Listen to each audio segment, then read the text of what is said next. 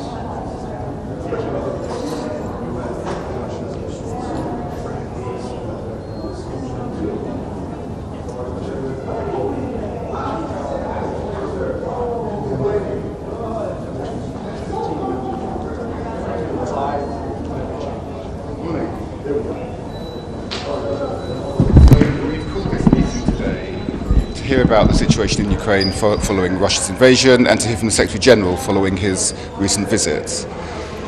Since the invasion 6 months ago, thousands of Ukrainians have been killed, tortured or abducted. We warned 7 months ago that Russia was planning to invade. Today we warn that Russia is planning to legitimize its annexation with fake referenda. We are very clear about this. You cannot legitimize an illegal invasion with illegal referenda. The United Kingdom is clear that we support the Ukrainians 30 years on from their independence, in which 90% of Ukrainians voted for independence, and despite Russian allegations and claims to the contrary, their strength and their belief in their own sovereignty, their pride in their sovereignty, remains as strong as ever. Thank you. Ambassador, there has been more weapons sent to Ukraine comparing to diplomacy from England. Any comment about that? No, I would just be clear that the United Kingdom remains absolutely steadfast in its support of Ukraine, as we have done throughout the conflict. We will not recognise Russia's annexation of Crimea or any other parts of Ukraine, and so our situation has not changed. We continue to support Ukraine's efforts. How about diplomacy? I mean, there has been like zero diplomacy effort to end the conflict. No, there's been a lot of diplomacy. The question about peace negotiations is for the Ukrainians, but the best way to end the conflict would be for Russia to withdraw its troops and end its illegal occupation. Thank you. Ambassador.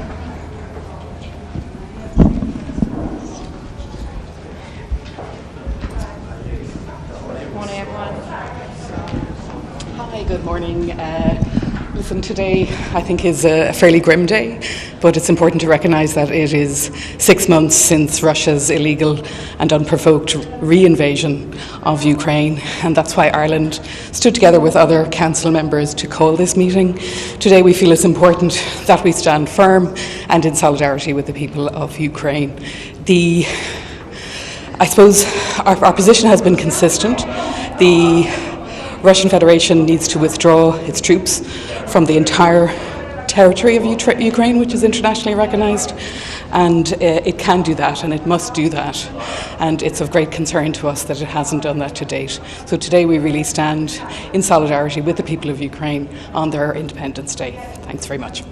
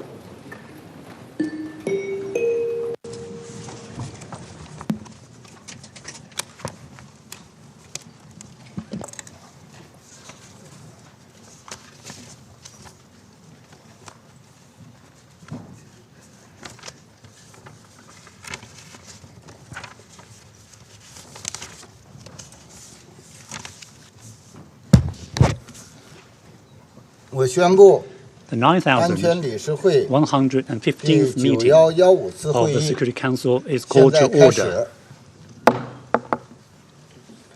The provisional agenda for this meeting is maintenance of peace and security of Ukraine. The agenda is adopted.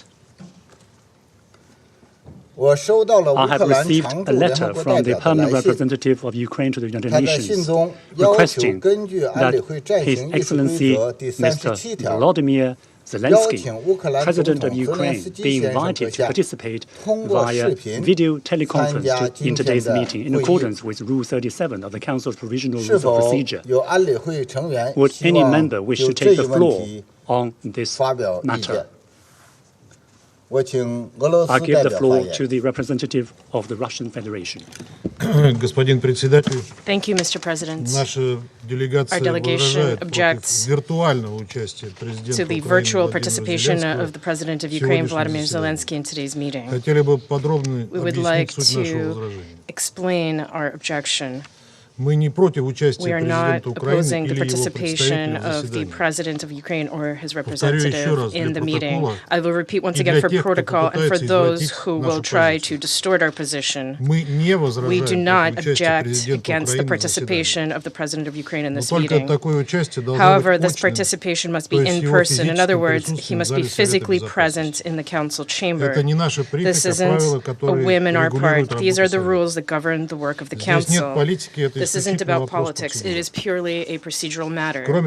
It is also a matter of respect for the members of the Council and for the Council as a body. Indeed, when the world was facing the coronavirus pandemic, we collectively decided that we would continue working virtually. But all of our meetings via VTC, according to our collective decision, were informal meetings.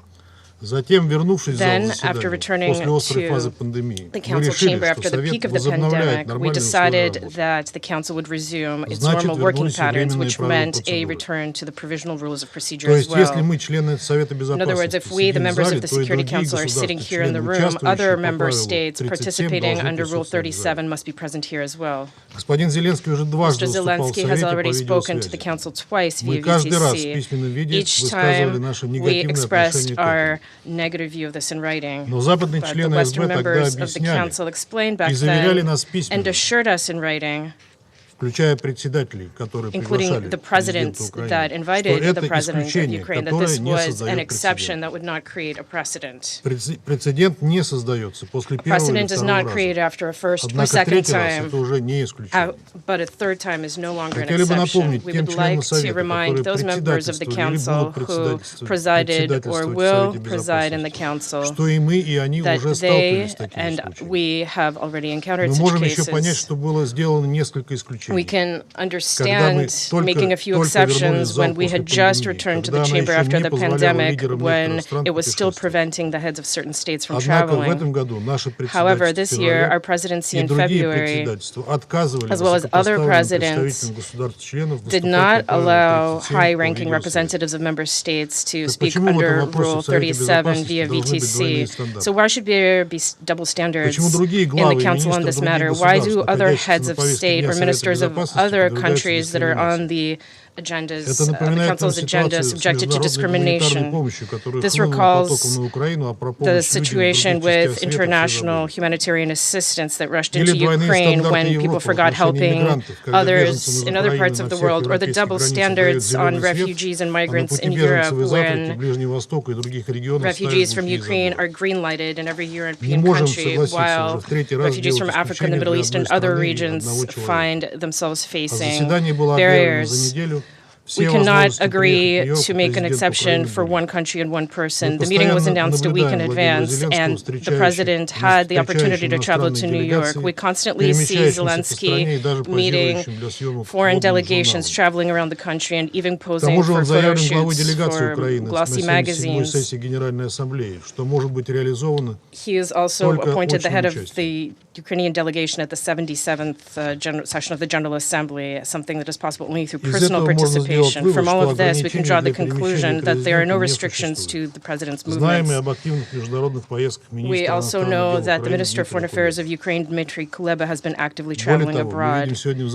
Moreover, today in this room, we see Secretary General Antonio Guterres, who just recently traveled to Ukraine and visited various cities there. I repeat once again that what we're objecting to here is not the participation of the head of the Ukraine, but rather his participation by VTC specifically, and we ask the President to put this matter to a procedural vote.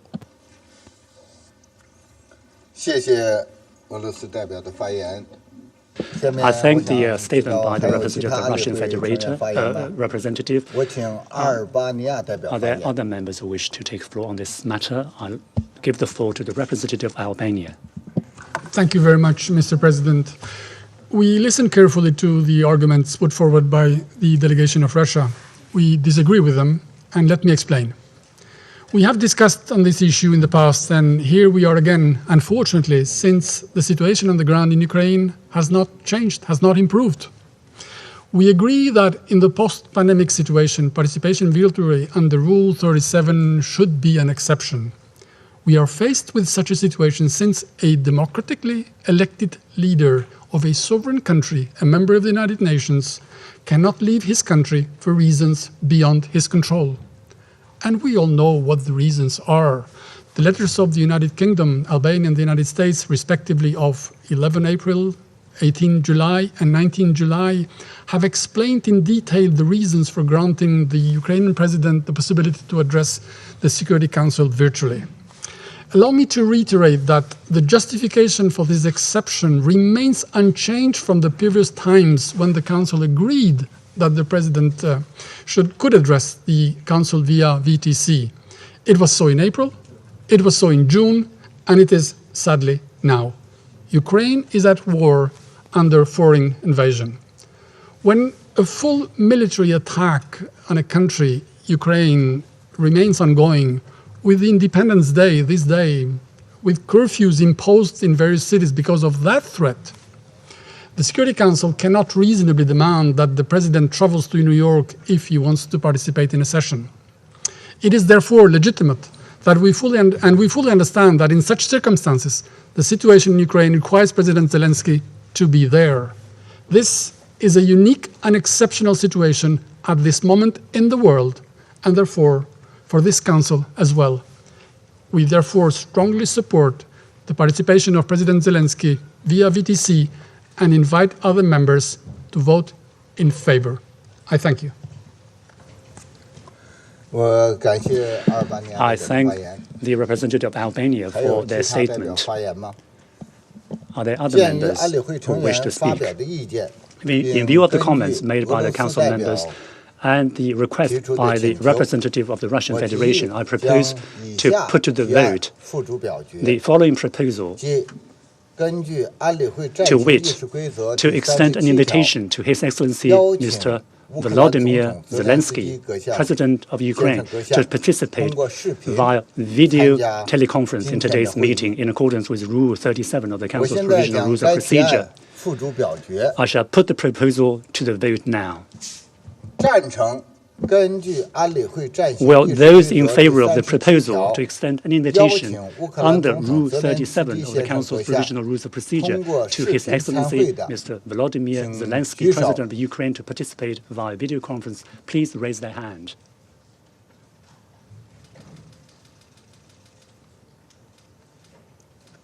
Against?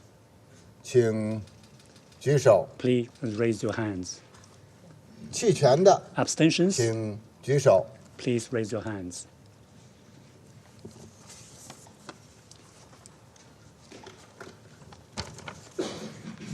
The result of the voting is as follows.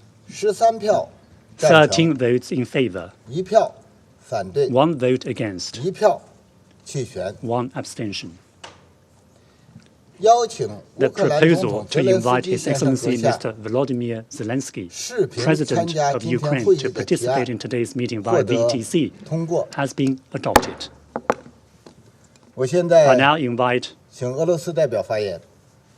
I'll give the floor to the representative of the Russian Federation.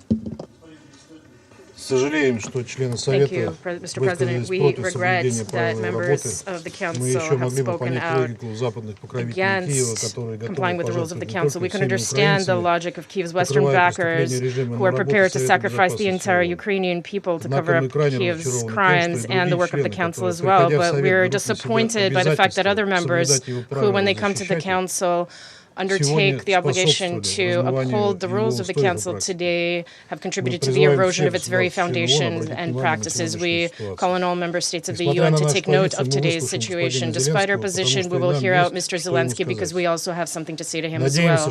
We hope that he will remain at today's meeting until its very conclusion, and we shall see whether or not Mr. Zelensky will be able to come to the 77th session of the General Assembly as the head of the Ukrainian delegation or not, as the representative of Albania has claimed. 我感谢俄罗斯代表的发言。现在我邀请泽连斯基总统先生阁下视频出席今天的会议。 I now invite President Zelensky to participate in today's meeting via VTC.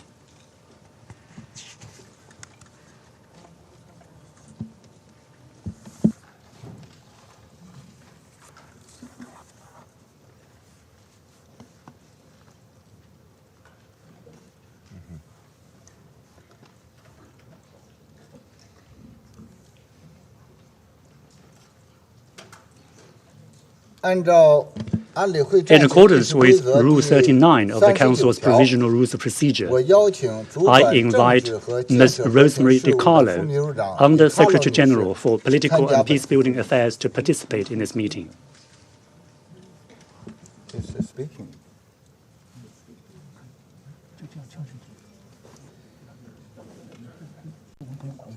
就这样决定。 It is so decided.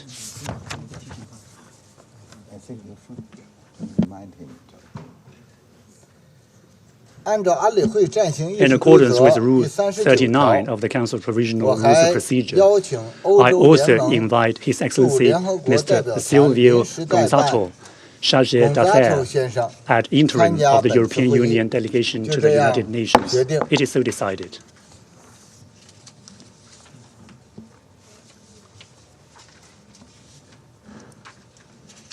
The Security Council will now begin its consideration of Item 2 on the agenda. I am honored to invite the Secretary General, His Excellency Mr. Antonio Guterres, and I give him the floor. Mr. President of Ukraine, Excellencies, today marks a sad and tragic milestone. 6 months since Russia's 24th of February invasion of Ukraine. During this devastating period, thousands of civilians have been killed and injured, including hundreds of children. And countless others have lost their family members, friends, and loved ones. The world has seen grave violations of international human rights law and international humanitarian law committed with little to no accountability. And millions of Ukrainians have lost their homes and their worldly possessions, becoming internally displaced or refugees.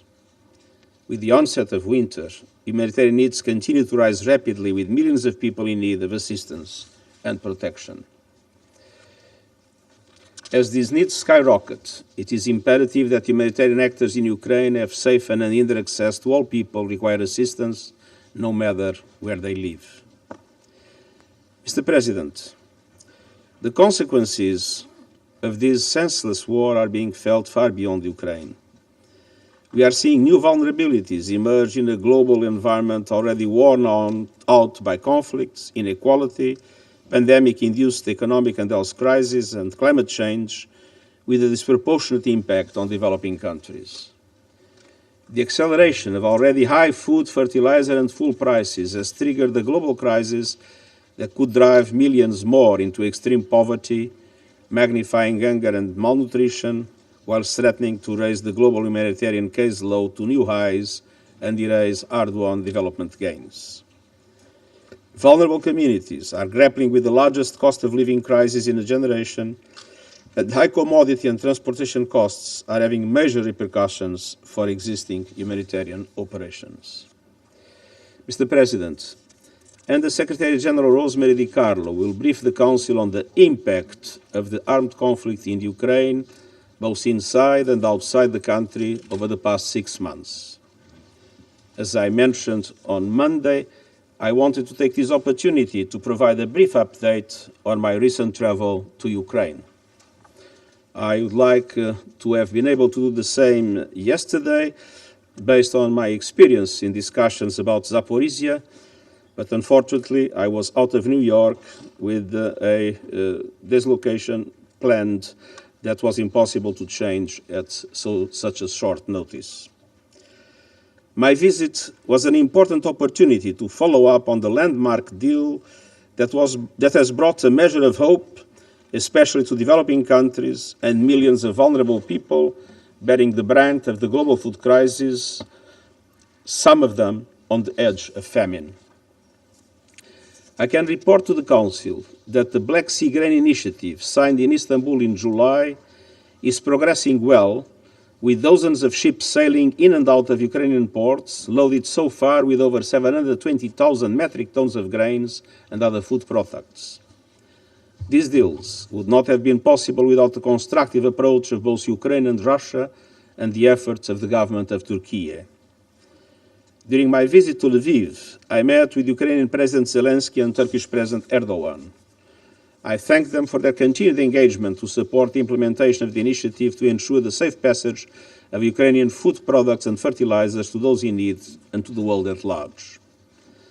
I was filled with emotion visiting the port of Odessa and the Joint Coordination Center in Istanbul. On my carrier called MV,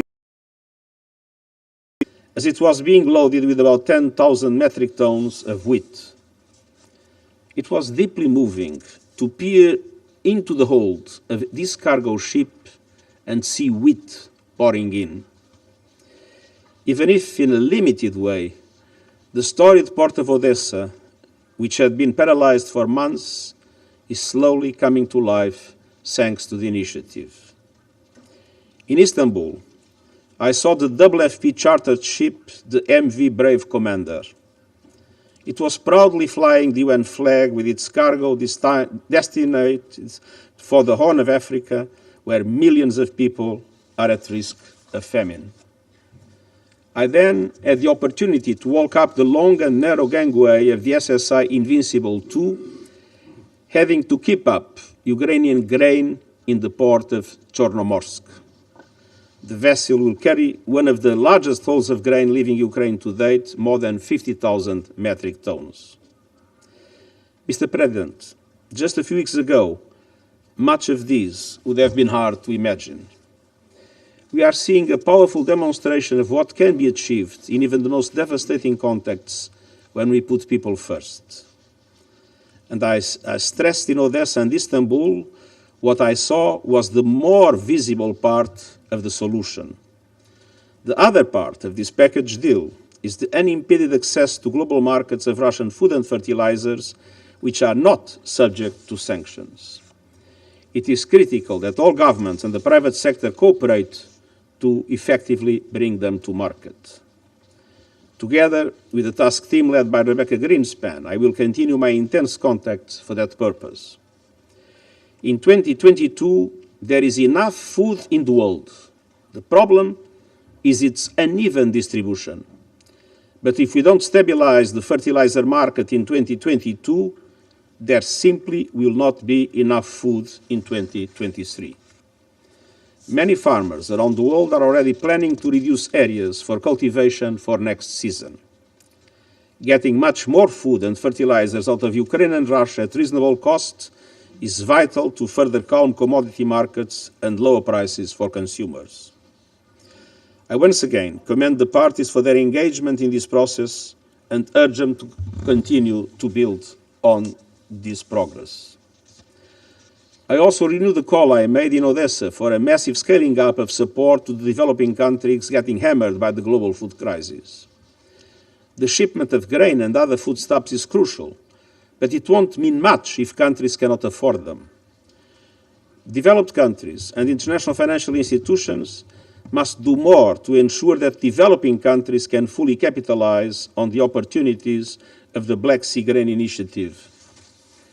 Mr. President, despite progress on the humanitarian front, fighting in Ukraine shows no signs of ending, with new potential areas of dangerous escalation appearing.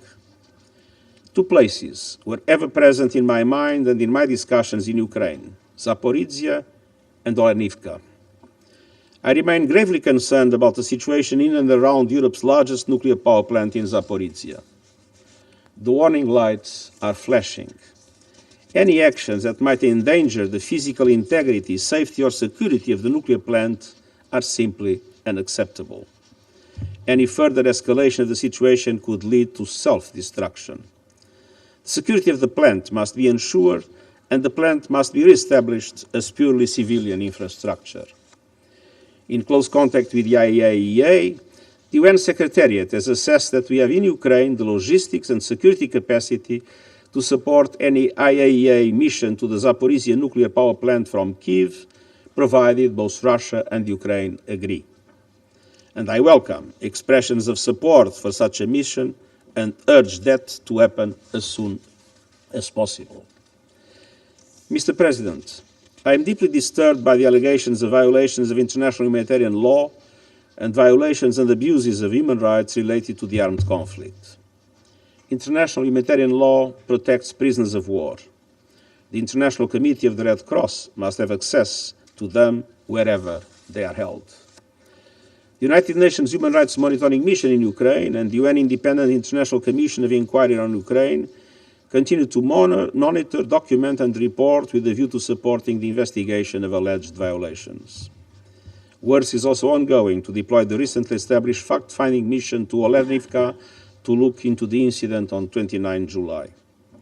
This mission must be able to freely conduct its work, to gather and analyze necessary information, and to find the facts.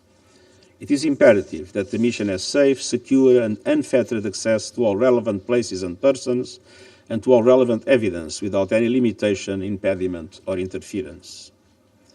Mr. President, Excellencies, on this 31st anniversary of Ukraine's independence, I wish to congratulate the Ukrainian people. The people of Ukraine and beyond need peace, and they need peace now. Peace in line with the UN Charter, peace in line with international law, and I thank you.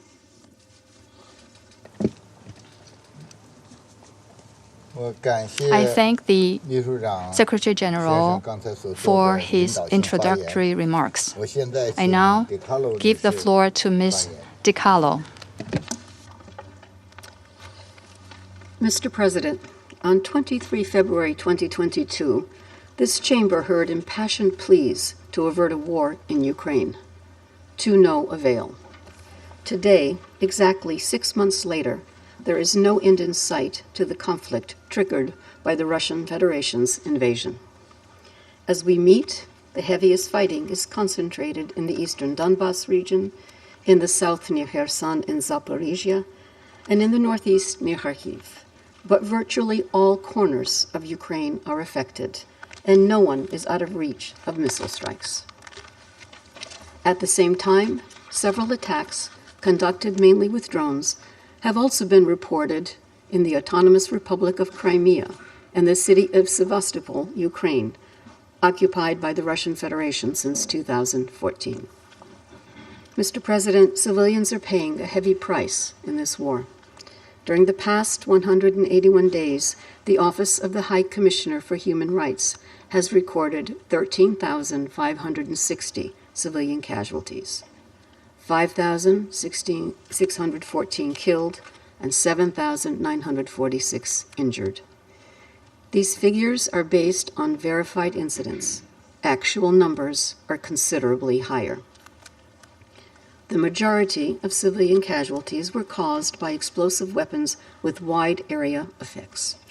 The use of these weapons in and around populated areas has predictable and devastating consequences. To date, OHCHR has documented damage, destruction, or use for military purposes of 249 medical facilities and 350 educational facilities. Actual figures may be higher. The indiscriminate shelling and bombing of populated areas, killing civilians and wrecking hospitals, schools, and other civilian infrastructure are actions that may amount to war crimes. Mr. President, we continue to receive reports of human rights violations. The arbitrary detention and enforced disappearance of civilians, including local authorities, journalists, civil society activists, and other civilians, continues. OHCHR has documented 327 cases of arbitrary detention and enforced disappearance of civilians by the Russian Federation and affiliated armed groups in non-government controlled territory. OHCHR has also recorded 39 arbitrary arrests in Ukrainian government-controlled territory and 28 other cases that may amount to enforced disappearance. 14 victims of enforced disappearances perpetrated by the Russian Federation and affiliated armed groups were found dead or died while in detention, 13 men and 1 woman. OHCHR has also corroborated allegations of hundreds of willful killings of civilians while parts of Kyiv, Chernihiv, and Sumy regions were under Russian control in February to March 2022. It has also verified 43 cases of conflict-related sexual violence, the majority attributable to Russian armed forces. Mr. President, we're also concerned about the situation of prisoners of war on both sides. All prisoners of war are protected under international humanitarian law. There's a need for unimpeded and confidential access by the International Committee of the Red Cross to all places of detention, including to places of internment of Ukrainian prisoners of war and civilian detainees in the Russian Federation. We are concerned by reports that the Russian Federation and affiliated armed groups in Donetsk are planning to try Ukrainian prisoners of war in a so-called international tribunal in Mariupol. Any tribunal must respect the protections afforded to all prisoners of war by international law, including fair trial guarantees. The failure to uphold these standards could amount to a war crime. Mr. President, humanitarian needs continue to rise rapidly. At least 17.7 million people, or 40% of the Ukrainian population, need humanitarian assistance and protection, including 3.3 million children. Humanitarian access is of great concern. Roads are heavily contaminated with explosive ordnance, putting civilians at risk and stopping humanitarian convoys from reaching them. Over 6.6 million internally displaced persons have been recorded. Another 6.7 million people have left Ukraine to other countries in Europe, most of them women and children. Mr. President, as winter approaches, the destruction caused by war, combined with the lack of access to fuel or electricity due to damaged infrastructure, could become a matter of life or death if people are unable to heat their homes. An estimated 1.7 million people are already in need of urgent assistance with heating, shelter repair, and other winterization preparation, as temperatures in parts of the country are expected to decline to minus 20 degrees Celsius. The UN's ongoing winterization efforts aim to complement and support the work led by the government of Ukraine. Our revised flash appeal requires $4.3 billion to support 17.7 million people in need of assistance through December 2022. Donors have generously provided $2.4 billion as of 19 August. The humanitarian response has scaled up to 500 humanitarian organization partners, reaching over 11.8 million people with at least one form of assistance. The war has severely impacted agriculture in Ukraine, leaving thousands of farmers without income, destroying grain storage facilities, and exacerbating food insecurity among vulnerable groups. According to the World Food Program, 20% of the people of Ukraine have insufficient food. Mr. President, as the Secretary General emphasized, the repercussions of the war in Ukraine are being felt worldwide. According to World Food Program estimates, 345 million people will be acutely food insecure or at a high risk of food insecurity in 82 countries with a WFP operational presence. This represents an increase of 47 million acutely hungry people due to the ripple effects of the war in Ukraine. Last month, UNDP estimated that up to 71 million people may have already been pushed into poverty in the 3 months after the start of the war. Key affected areas include the Balkans, the Caspian Sea region, and sub-Saharan Africa, particularly the Sahel.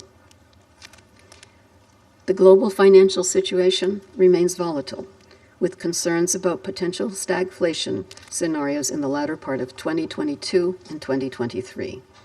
Energy markets remain under stress, a serious concern as the winter season in the Northern Hemisphere approaches.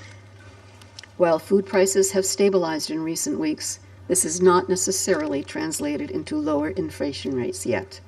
Inflation continued to accelerate in July of this year. It is breaking multi-decade records in developed countries, and yet it is developing countries and LDCs that have been more drastically affected. The fiscal situation in many developing economies is a particular concern, particularly as their borrowing ability has been fragile following the need to respond to the COVID-19 pandemic with significant expenditures. Today, developing country debts and import bills are coming under further pressure. We remain concerned that the deteriorating socioeconomic situation in developing countries, particularly those in already fragile situations, could lead to social unrest. While it is difficult to establish a direct link to the war, we have already seen an increase in the number of riots between the first and second quarter of 2022. Mr. President, today's grim 6-month anniversary coincides with Ukraine's National Day. This is an occasion to celebrate the country's sovereignty and independence and proud heritage, and we congratulate the people of Ukraine on this day. But let us recall that the human and material toll of this war is tragic, colossal, and evident. First and foremost, for Ukraine and its people. And the economic consequences for the world are ominous and growing. The conflict is having another impact that, although less tangible, is just as perilous. In deepening global divisions and exacerbating mistrust in our institutions, the war is weakening the foundations of our international system. The consequences of a breakdown in how the world manages questions of peace and security are frightening to contemplate. This war is not only senseless, but exceedingly dangerous, and it touches all of us. It must end. Thank you, Mr. President. I thank Ms. DiCarlo for her statement. I now invite His Excellency Mr. Volodymyr Zelensky, President of Ukraine, to give him the floor.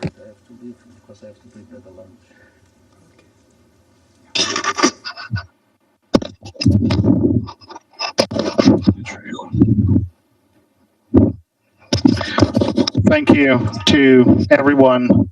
Thank you for this support and greetings from the independent and free Ukraine for the fight for its Russian terror. Just recently, as I was preparing for this statement, I've received information Russia has launched missiles against the Dnipropetrovsk region, against the railroad station, the railroad cars at the station.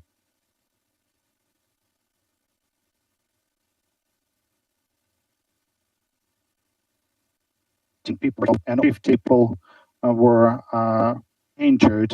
Unfortunately, the death toll could increase. This is our life every day. This is how Russia got prepared for this UN session. Ladies and gentlemen, Mr. President, Mr. General Secretary, UN, all those the UN Charter. Today, our country celebrates the day, the Independence Day. And now every one of you can see how much in the world is dependent on our independence, and whether Ukraine is at peace, whether our people are safe, whether the integrity of our territory and the availability of our borders are guaranteed. You can take any aspect of this terrible against us, and each of these aspects will be related to one or another global crisis. Now, what is happening right now? Russia has put the world on the brink of a radiation catastrophe. It is a fact that the Russian military has turned the territory of the largest nuclear power plant in Europe, the Zaporizhzhia nuclear power plant, into a war zone. This is a fact. Russia's armed provocation, shelling, deployment of terrorists on the territory of the station under the Russian flag. Now, Europe and neighboring regions face the threat of the radiation pollution. This is a fact. Now, what is the Chernobyl? The Zaporizhzhia nuclear power plant has 6 reactors. Only 1 reactor exploded in Chernobyl. The IAEA mission should take permanent control of the situation at the Zaporizhzhia nuclear plant as soon as possible, and Russia should unconditionally stop nuclear blackmail and completely withdraw from the station. Russia has on the hunger. It is a fact that Russian blockade of Ukrainian ports and Azov increased the deficit in the already destabilized food market, and this is situation in different parts of our planet, let alone the drought in Europe, the largest over the last 500 years. Fortunately, we've managed to create. Russia was forced to accept the terms of international community, allowing to restore grain export from 3 Ukrainian ports. It relieves a part of the tension in the food market, but does not remove the threat completely. Only the full recovery of Ukrainian agricultural exports without any obstacles can be a guarantee that tens of millions of people around the world would have something to eat. And aren't you feel resent to the fact that even now, in the 21st century, you still have to fight to save tens of millions of people in different countries from this artificial hunger? This artificial one, which was provoked by a single country with its insane aggression. And that's also a fact. Ukrainians do feel that. The UN was established not to debate in the 21st century over the aspects that should have long remained in the past. But nevertheless, I thank Mr. Secretary General of the UN and the Turkey and to the President of the Turkey and to all other responsible members of international relations who are fighting against the food crisis to which only Russia is responsible. In the coming weeks, we have to do everything to expand the existing grain initiative. Let's take another aspect, the energy. It is a fact that Russia is deliberately trying to impose energy poverty upon tens of millions of people, deprive them of normal access to basic goods by deliberately raising energy prices. All this is done by a permanent member to the UN Security Council who still uses the privilege of its veto right.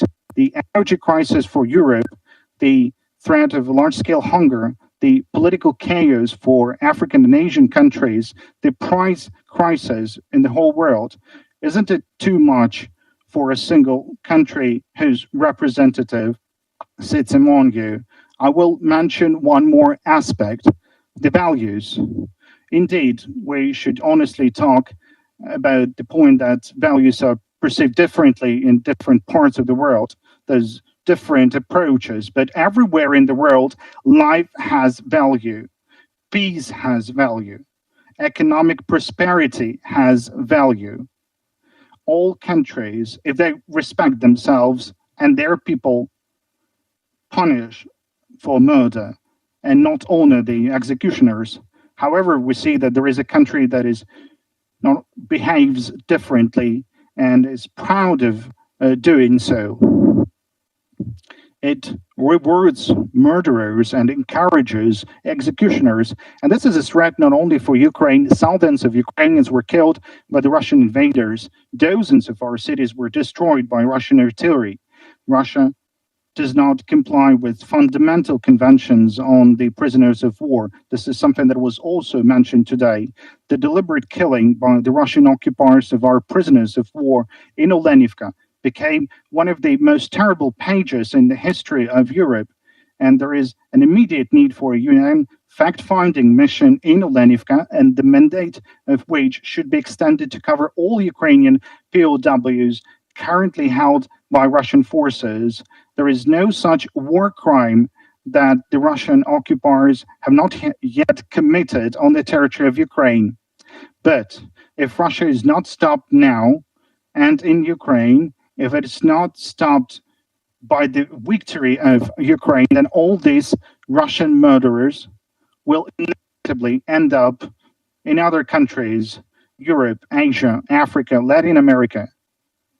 There are traces of Russian war criminals everywhere, and we must all get united and act decisively as soon as possible, so there are no more traces of Russian missiles and no more cities burned by Russian artillery, so that there would be no threat of a radiation catastrophe ever again. Russia must release the captured territory of Ukraine so that there would be no food crisis.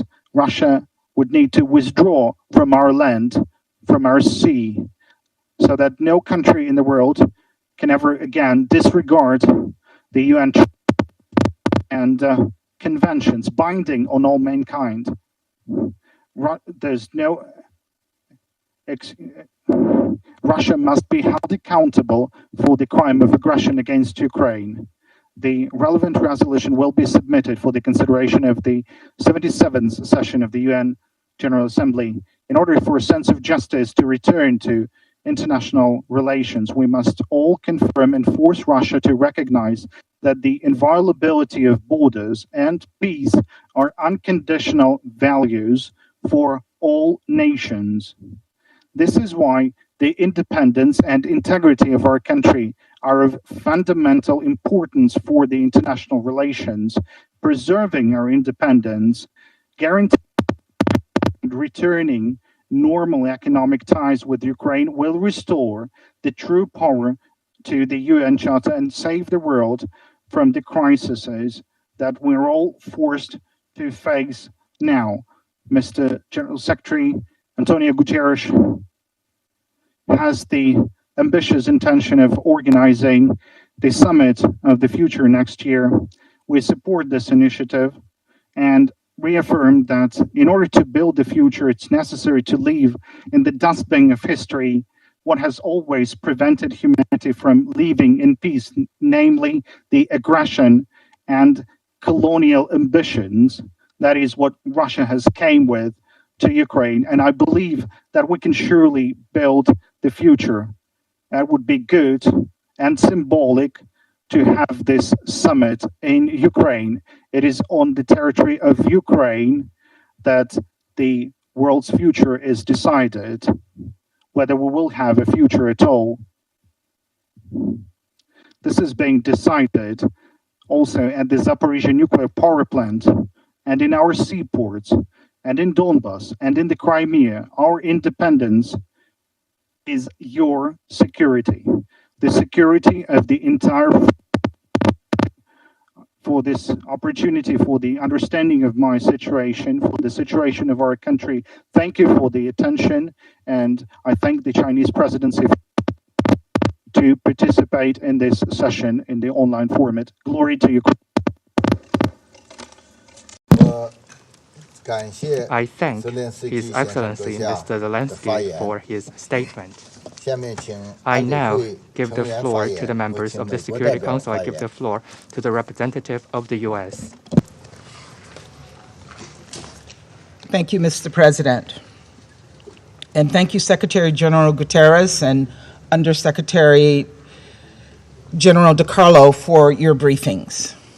I would also like to congratulate Ukrainians on their Independence Day and thank President Zelensky for participating in this meeting today.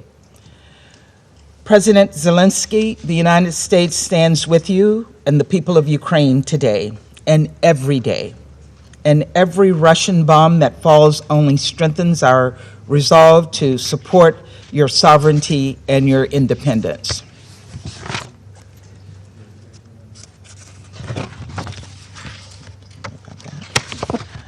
Today marks 6 months of Russia's premeditated, unjustifiable, and brutal full-scale war against Ukraine.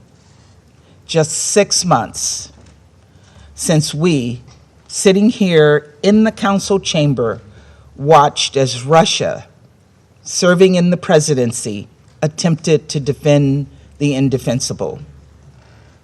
6 months of Russia's defiance of the international community. 6 months of Russia's flagrant lies and disregard for international law, including violations of the UN Charter. 6 months of attacks by Russia, killing Ukrainian civilians and destroying civilian infrastructure. 6 months of devastation and missile strikes that have torn apart families and stolen the lives of too many, like the life of 4-year-old Lisa Dmitrieva, killed last month in a missile strike that left 24 people dead. 6 months of horrific atrocities, including rape, murder, and torture in towns like Bucha and Irpin and others. 6 months of families being separated and millions displaced. 6 months of killings, thousands dead. 6 months later, Russia's goal is as clear as ever: to dismantle Ukraine as a geopolitical entity and erase it from the world map. Russian disinformation campaigns are increasingly being weaponized to prepare for further attempts to annex Ukrainian territory.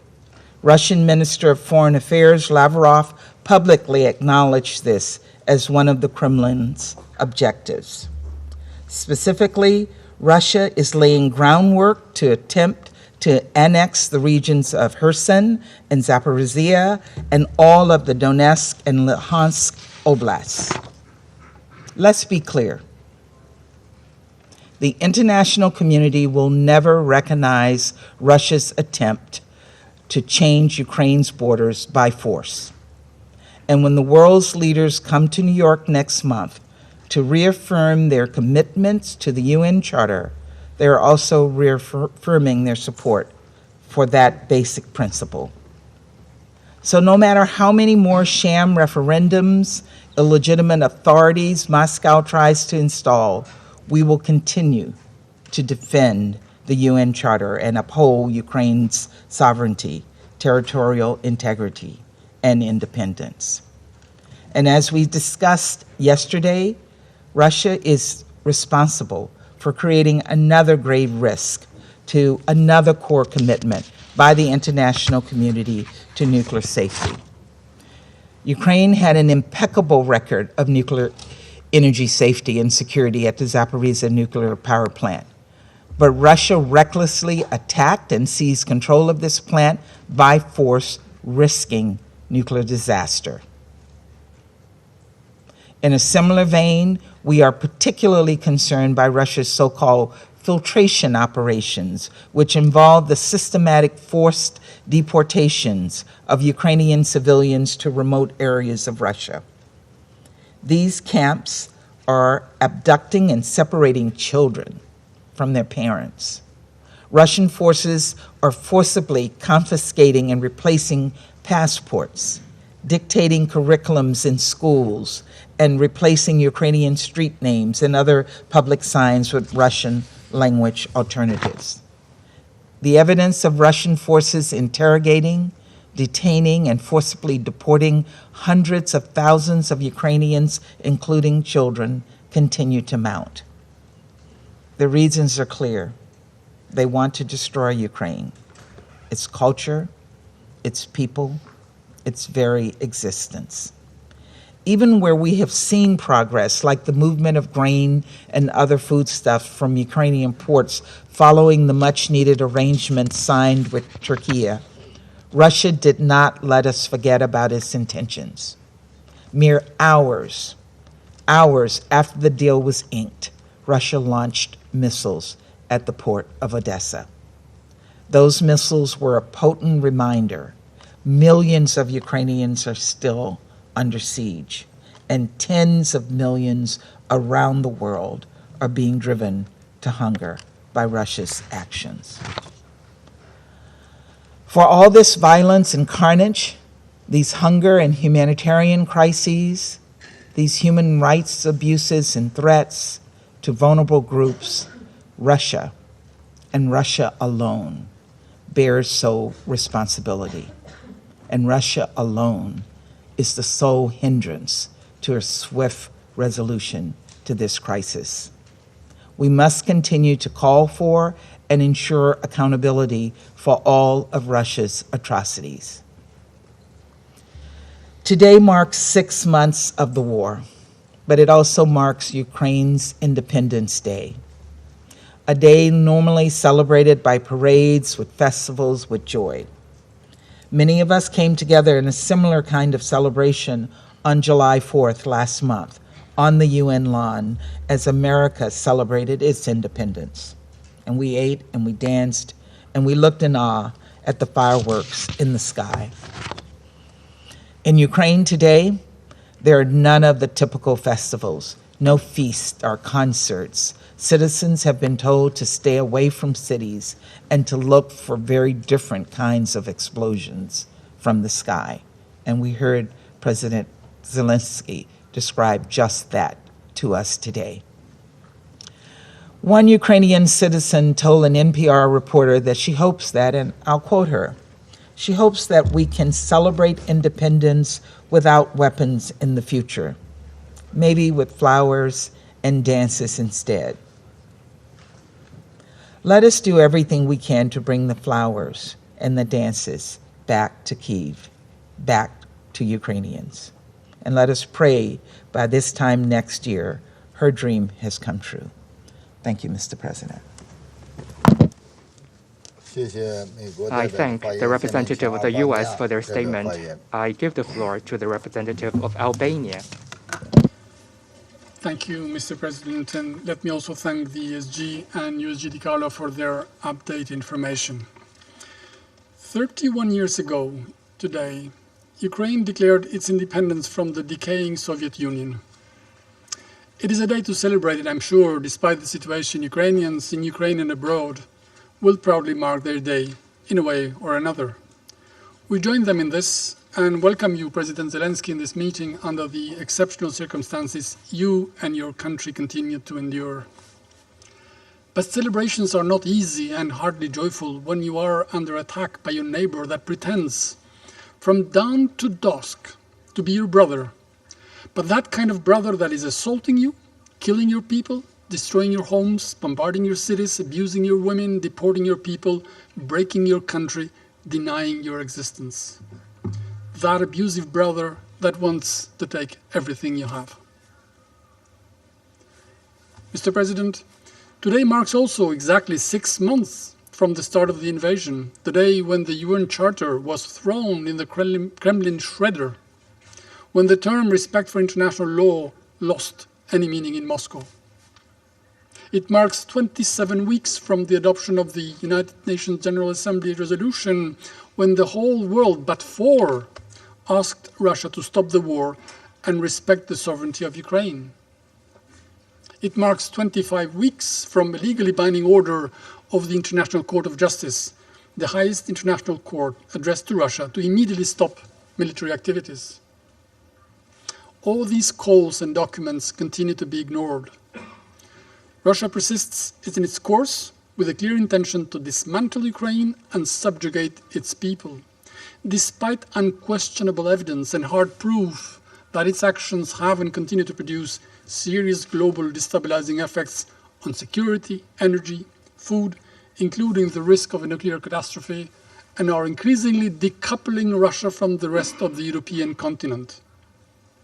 We commend Turkey and the Secretary General for their tireless and successful efforts in making sure that grain and other food products are exported from Ukraine and go on the tables of the needy throughout the world.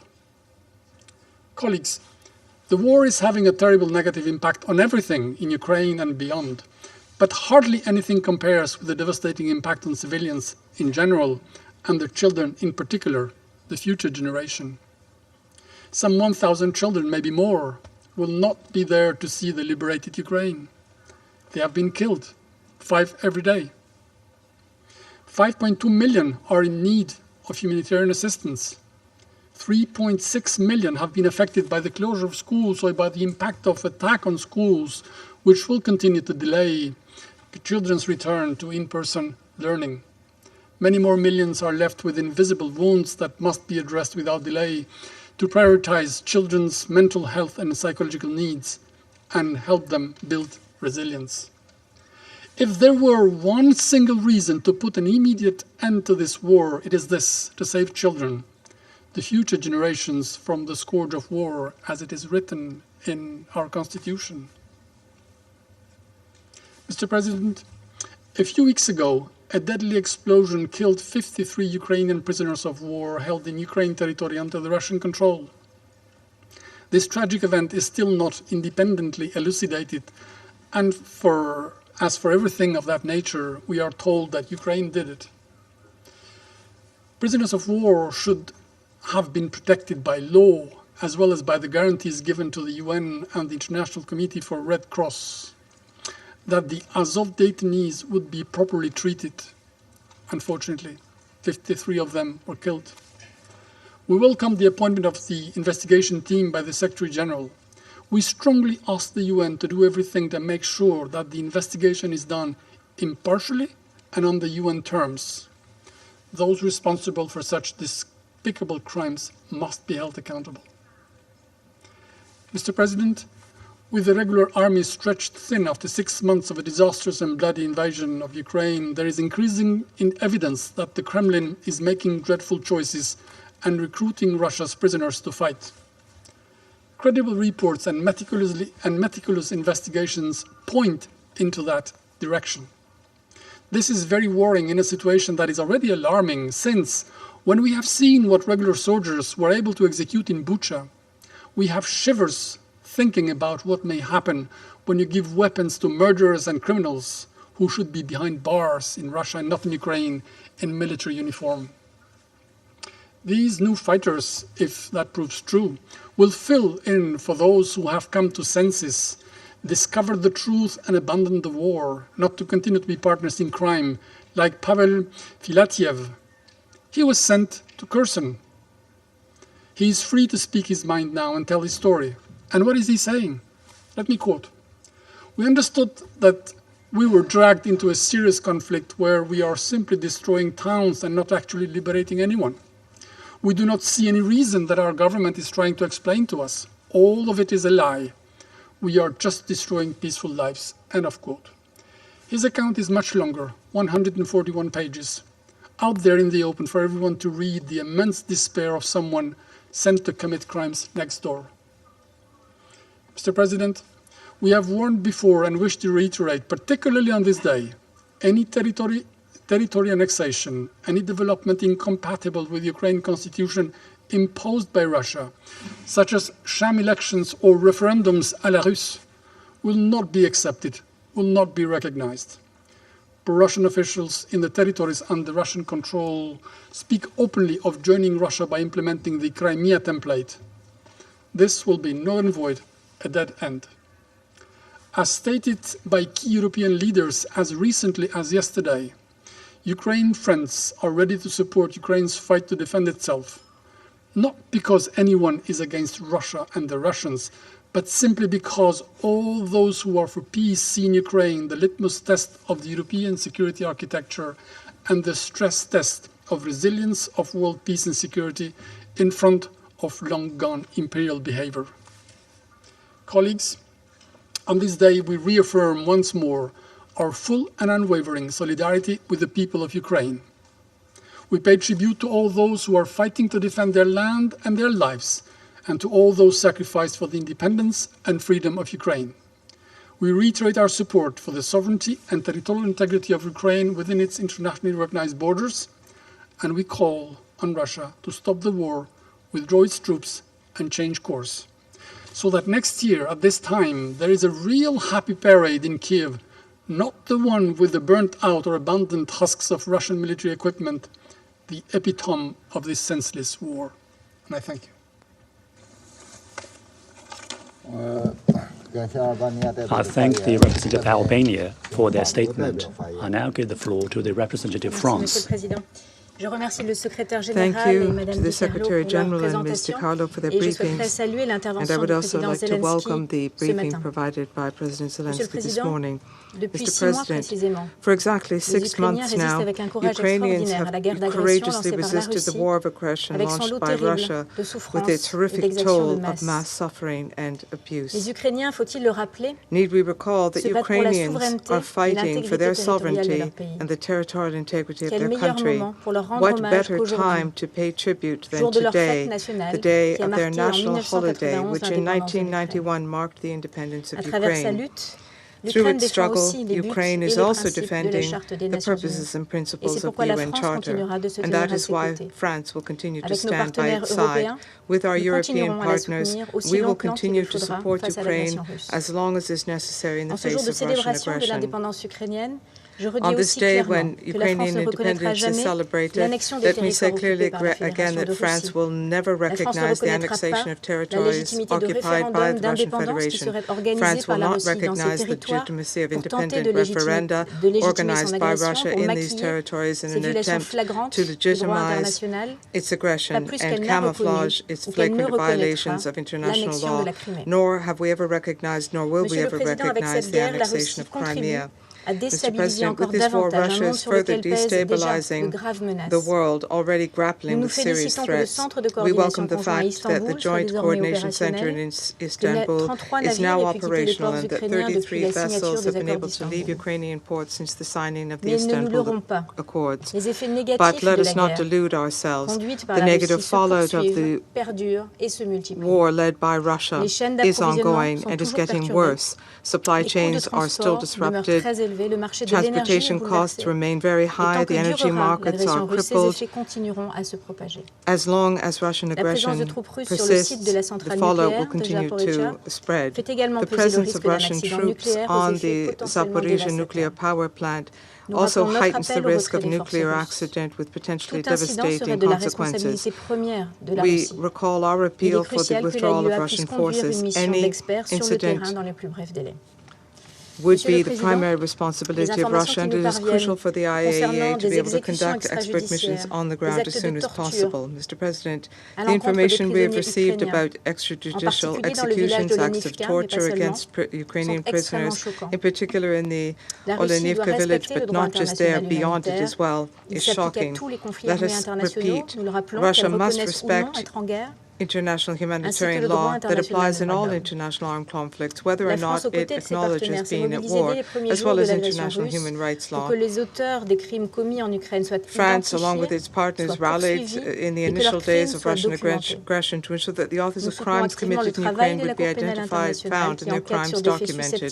We actively support the work of the International Criminal Court investigating crime acts which may constitute war crimes, crimes of genocide, or crimes against humanity. We also support investigations of Ukrainian jurisdictions. We will follow closely the upcoming publication by the International Independent Commission of Inquiry created by the Human Rights Council with the support of France. Once again, we call upon Russia to choose diplomacy to rebuild peace with Ukraine, to recognize its sovereignty and territorial integrity in internationally recognized borders at the time and under the conditions determined by Ukrainians, which is the victim of aggression. France will continue to commit itself to that end. Thank you. I thank the representative of France for the statement, and I'll give the floor to the representative of Ireland. Thank you, Mr. President, and I would like to thank the Secretary General for his remarks and indeed his efforts with regards to resolving the war in Ukraine and its wider consequences, including for global food security. I also thank USG DiCarlo for her briefing, and I want to welcome President Zelensky's address to the Council and reiterate Ireland's unwavering friendship and support to the people of Ukraine on the occasion of their Independence Day. Mr. President, it is 8.5 years since Russia first violated the sovereignty and territorial integrity of Ukraine.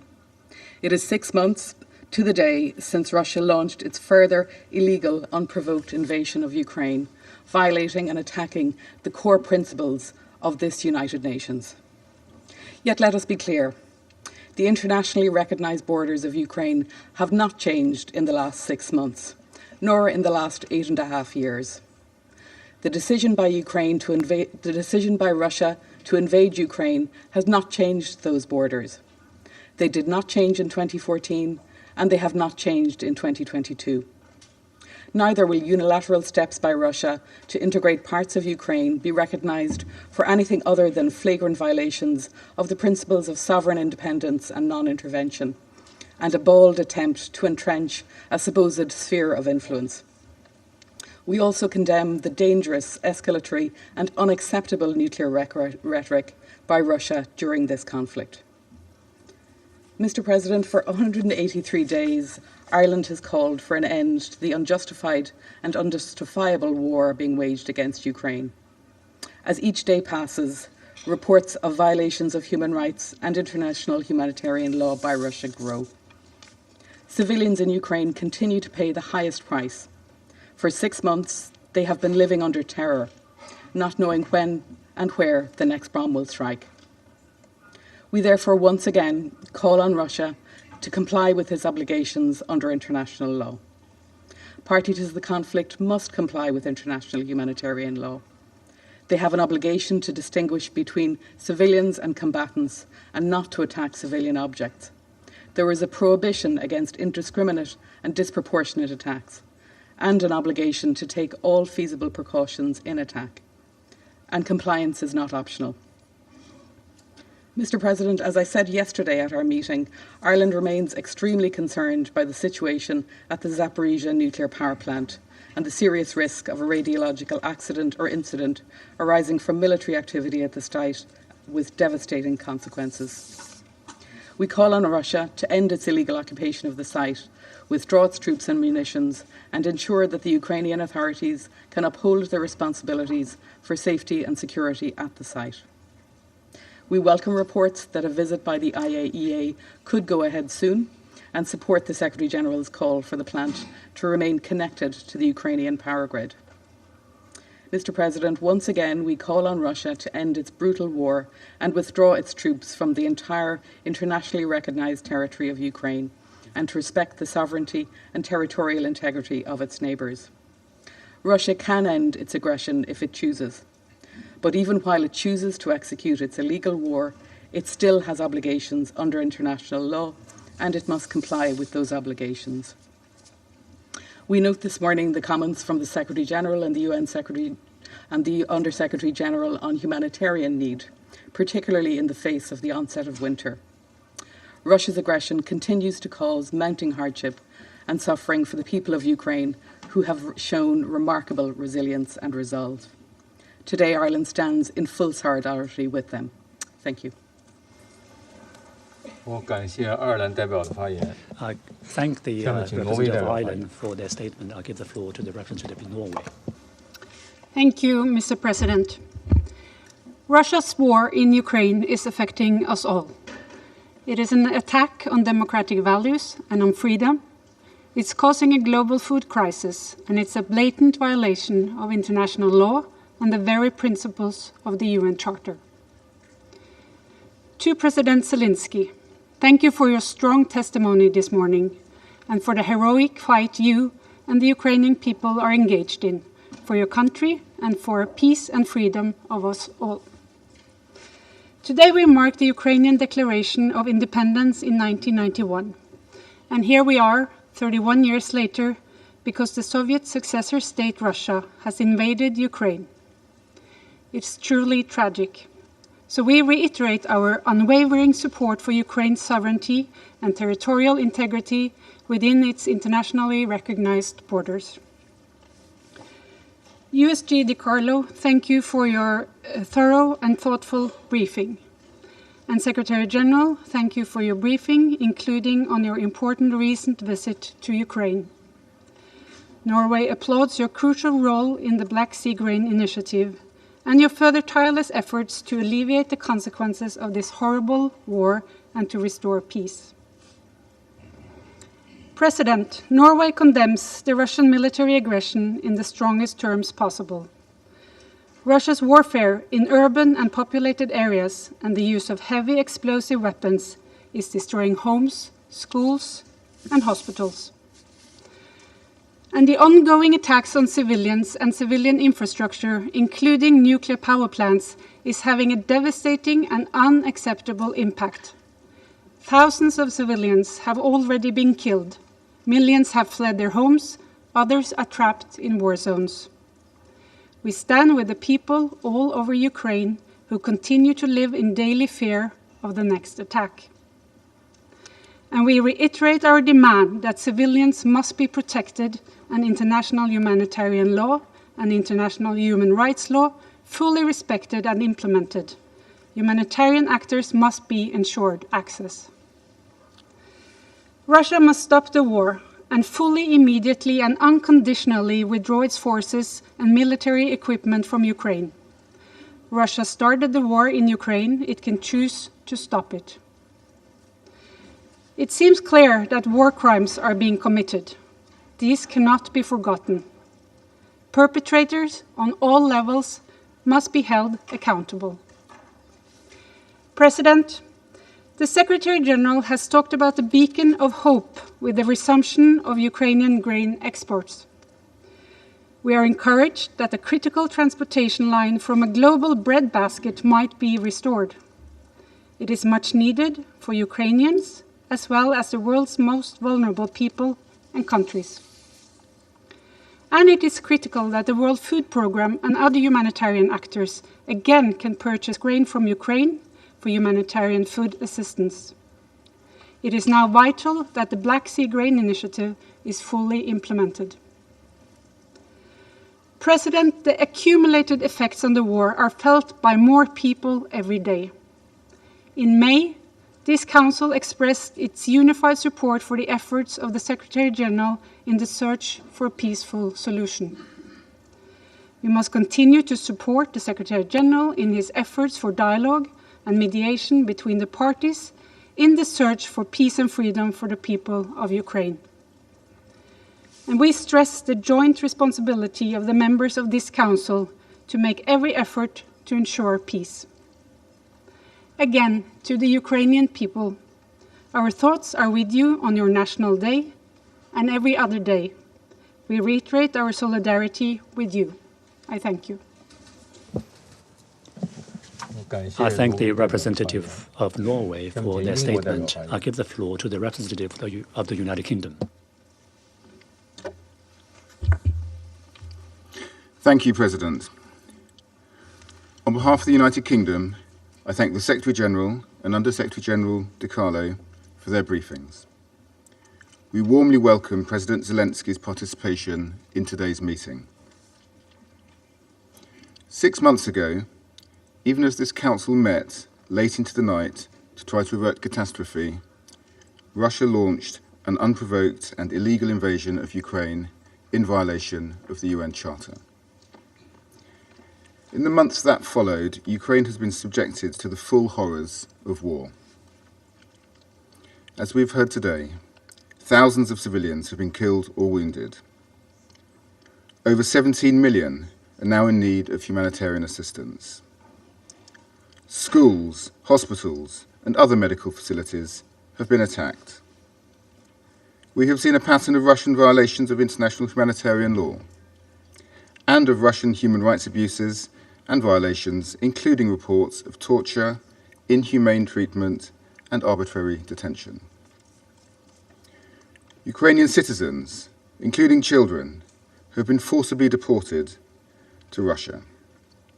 6 million people are displaced within Ukraine, and over 6 million are refugees abroad. And the people of Ukraine are not the only victims of this war. Beyond Ukraine's borders, Putin's decisions have had a devastating impact on the world's most vulnerable, with many millions across the world affected by rising food and fuel prices. We again pay tribute to the work of the UN Secretary General with Turkey to negotiate the Black Sea Grain Initiative. President, today, in what would be another violation of the UN Charter, there are reports that Russia is planning fake referenda to illegally annex more territory from Ukraine. Any such attempt would fool no one. Russia has, after all, lied throughout their illegal invasion, using disinformation to create false pretexts, undermine Ukrainian sovereignty, obscure the truth, and hide war crimes. And it would further demonstrate Russia's contempt for the principles of sovereignty and territorial integrity, principles which, as member states of this organization, we have all committed to upholding. President, 31 years ago today, Ukraine declared its independence, with over 90% of Ukrainians voting in favor. Today, that pride in Ukrainian identity and sovereignty remains as strong as ever. We have all seen the courage and ingenuity of the Ukrainian people as they have fought to defend their nation against Russia's attack on their national sovereignty and right to self-determination. Ukraine's fight is a fight for the principles of the UN Charter. All of us in this chamber have a responsibility to recognize that. It is a fight that has inspired the world with its courage and defiance against brutality. So today, on Ukrainian Independence Day, we stand together with the nation of Ukraine and its heroic people who continue to resist Russia's attempts to rewrite international borders by force.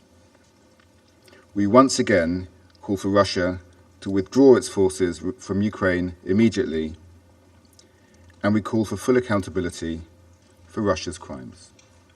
Thank you. I thank the representative of the UK for their statement. I give the floor to the representative of Brazil. Thank you, Mr. President. I acknowledge the participation in the session of His Excellency President Zelensky, to whom I extend congratulations on the occasion of Ukraine's National Day. I thank the Secretary General and USG Rosemary DiCarlo for their remarks.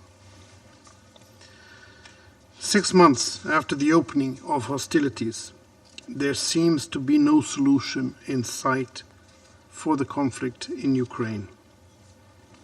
The situation is now compounded by the risk of nuclear disaster.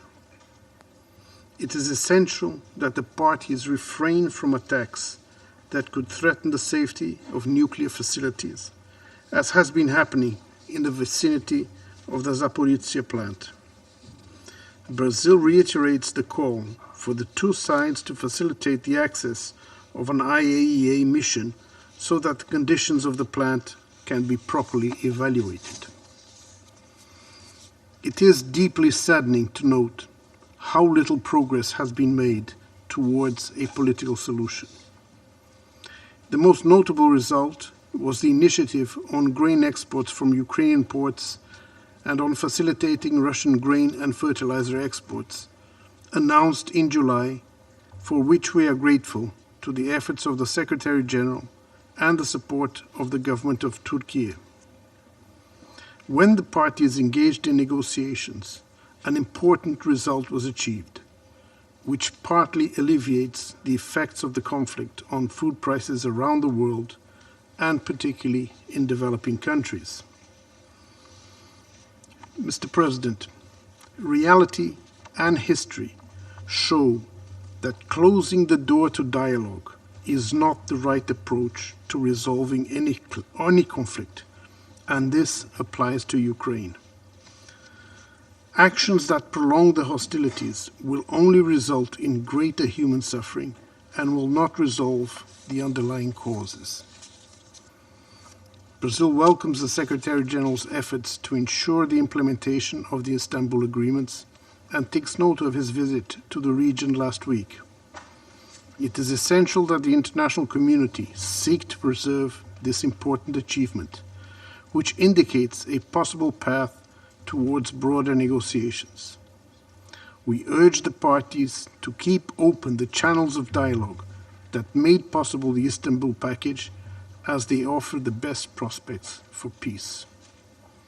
Finally, we recall the obligation of both sides under international humanitarian law to protect the civilian population and prevent human rights abuses.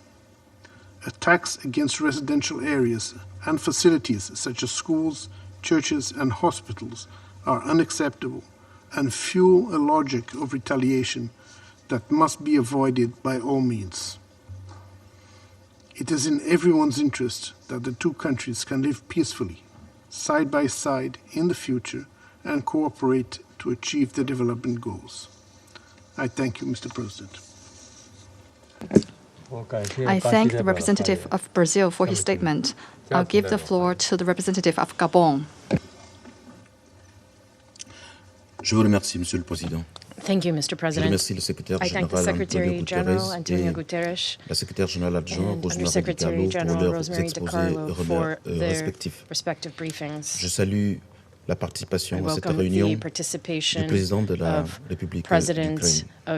Monsieur le Président, alors que la guerre en Ukraine entre dans son 7e mois, notre mémoire est pleine de compassion pour toutes les victimes depuis le début du conflit. Nous exprimons notre solidarité aux survivants, parmi lesquels de nombreuses femmes, des enfants, des personnes âgées, personnes déplacées, des réfugiés dont le quotidien a été bouleversé. Nous rendons hommage au personnel humanitaire qui sur le terrain s'emploie à édulcorer l'atrocité du quotidien des survivants de la guerre for survivors of the war by providing vital, precious aid, often in difficult conditions. In addition to the human toll of the war, there is a very heavy material toll. Images of the destruction of public buildings, communications, and public service distribution channels have become daily occurrences. Bombardments targeting nuclear facilities, of which the Zaporizhzhia nuclear power plant has become symbolic, create the risk of nuclear catastrophe. This is a risk that increases with the further development of military activity around this site. There is an urgent need for military activity around nuclear facilities to cease and for warring parties to refrain from any action that could put the world at risk of a nuclear catastrophe with irreparable consequences. We reiterate our appeal to the parties to comply with the nuclear safety rules in force and to cooperate with the IAEA to secure potentially dangerous sites in order to prevent the risk of disaster. We welcome recent announcements indicating the willingness of the parties to allow a mission of IAEA experts visit the Zaporizhzhia power plant in order to avoid any conflagration. We reiterate our opposition to the war and our outrage at attacks on civilians. We will not tire of repeating that the parties to the conflict must respect the international commitments they have entered into under international humanitarian law. Mr. President, the most recent update from the Office of the High Commissioner for Human Rights reports 13,477 civilian casualties, including 5,587 killed and 7,890 injured. A large number of civilians, including children, are maimed by explosive weapons with a large impact area and indiscriminate effects. For as long as the fighting continues, the humanitarian situation in Ukraine and surrounding countries will continue to deteriorate. It is hard to predict the extent of the physical and psychological repercussions that will result, let alone the economic consequences whose shockwaves continue to spread. Mr. President, for 7 months, this council has been plagued by unprecedented fragmentation. It has been living to the rhythm of invectives of one camp against the other, while towns and villages are ravaged. Women, men, and children are being scarred by a bloody war. Our mandate is to stop wars, if not to prevent them. Il est urgent que nous puissions nous réconcilier avec notre mandat et avec la vocation de ce Conseil. Face à la logique sans issue de l'affrontement et de l'antagonisme, mon pays continuera de choisir le camp de la paix, le camp de la négociation et le camp du dialogue. Nous devons activer les voies du dialogue. We must activate the channels of dialogue. This is the unwavering position of my country, which since the beginning of the hostilities has stood in favor of consultations as the preferred method of resolving conflicts. The recent agreement that was reached to allow the export of grain from Ukrainian ports is one ray of hope that can lead to more. It is high time for peace to return to the heart of our priorities. Mon pays appelle une fois de plus les parties à s'engager fermement dans les négociations de bonne foi dans l'objectif de faire taire les armes et ramener la paix en Ukraine. Je vous remercie, Monsieur le Président. Thank you, Mr. President. I thank the representative of Gabon for his statement. I give the floor to the representative of Kenya. Thank you, Mr. President. I thank Secretary General Antonio Guterres and Undersecretary General Rosemary DiCarlo for their updates on the situation in Ukraine. Kenya takes this opportunity to convey our best wishes to President Zelensky and the people of Ukraine on their Independence Day. We regret that what should be a day of celebration is impaired by a war that has breached Ukraine's territorial integrity, contrary to the fundamental principles of the UN Charter. The people of Ukraine have suffered greatly these past 6 months. We offer them, and particularly the bereaved families, our deepest condolences. Mr. President, Ukraine's Independence Day gives us an opportunity to appreciate our own independence, as I am sure is the case for every member of this assembly. We will forever be thankful for the brave men and women who fought for our freedom. We joined the UN within days of becoming independent.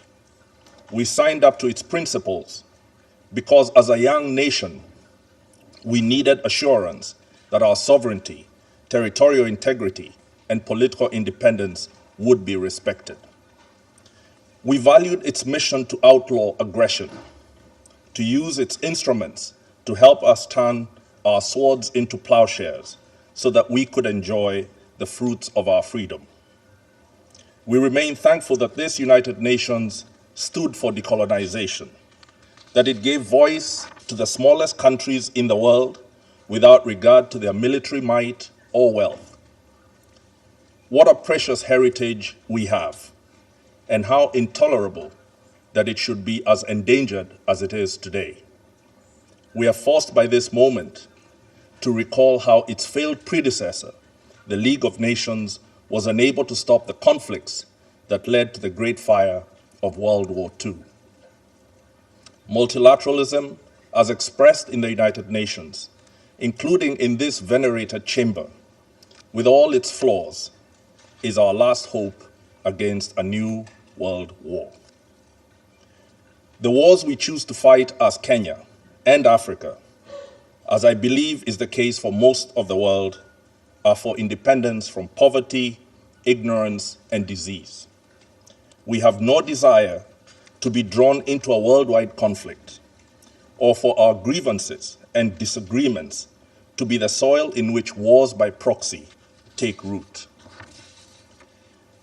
We see in Ukraine's war a grim warning that we too may be engulfed by the competitions and confrontations that are contributing to its ferocity.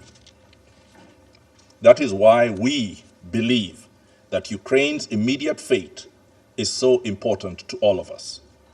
Ukraine deserves the same freedom and independence that we enjoy. It is a member of our UN in good standing. Its sovereignty, territorial integrity, and political independence should be respected.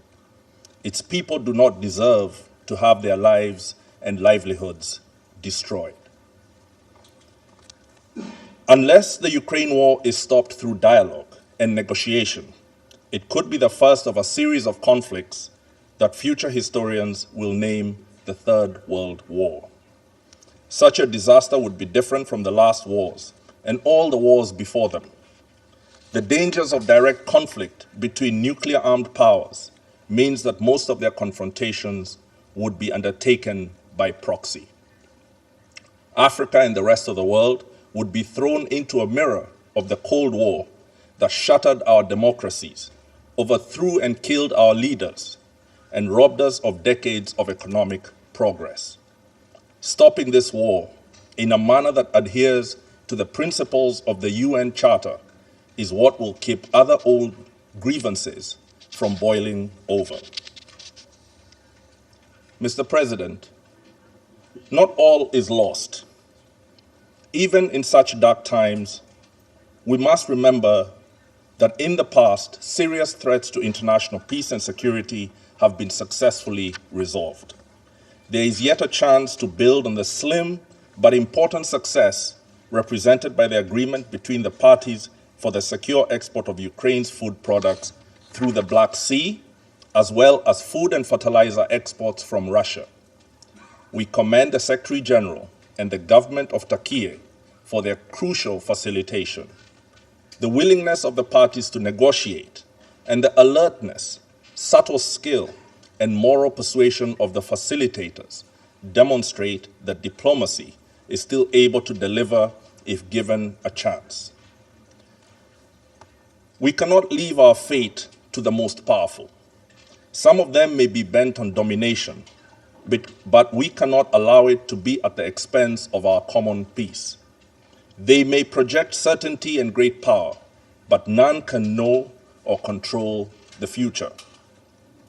It is time for intuitive, bold leadership from any and every country that has influence or leverage to push them to dialogue rather than confrontation.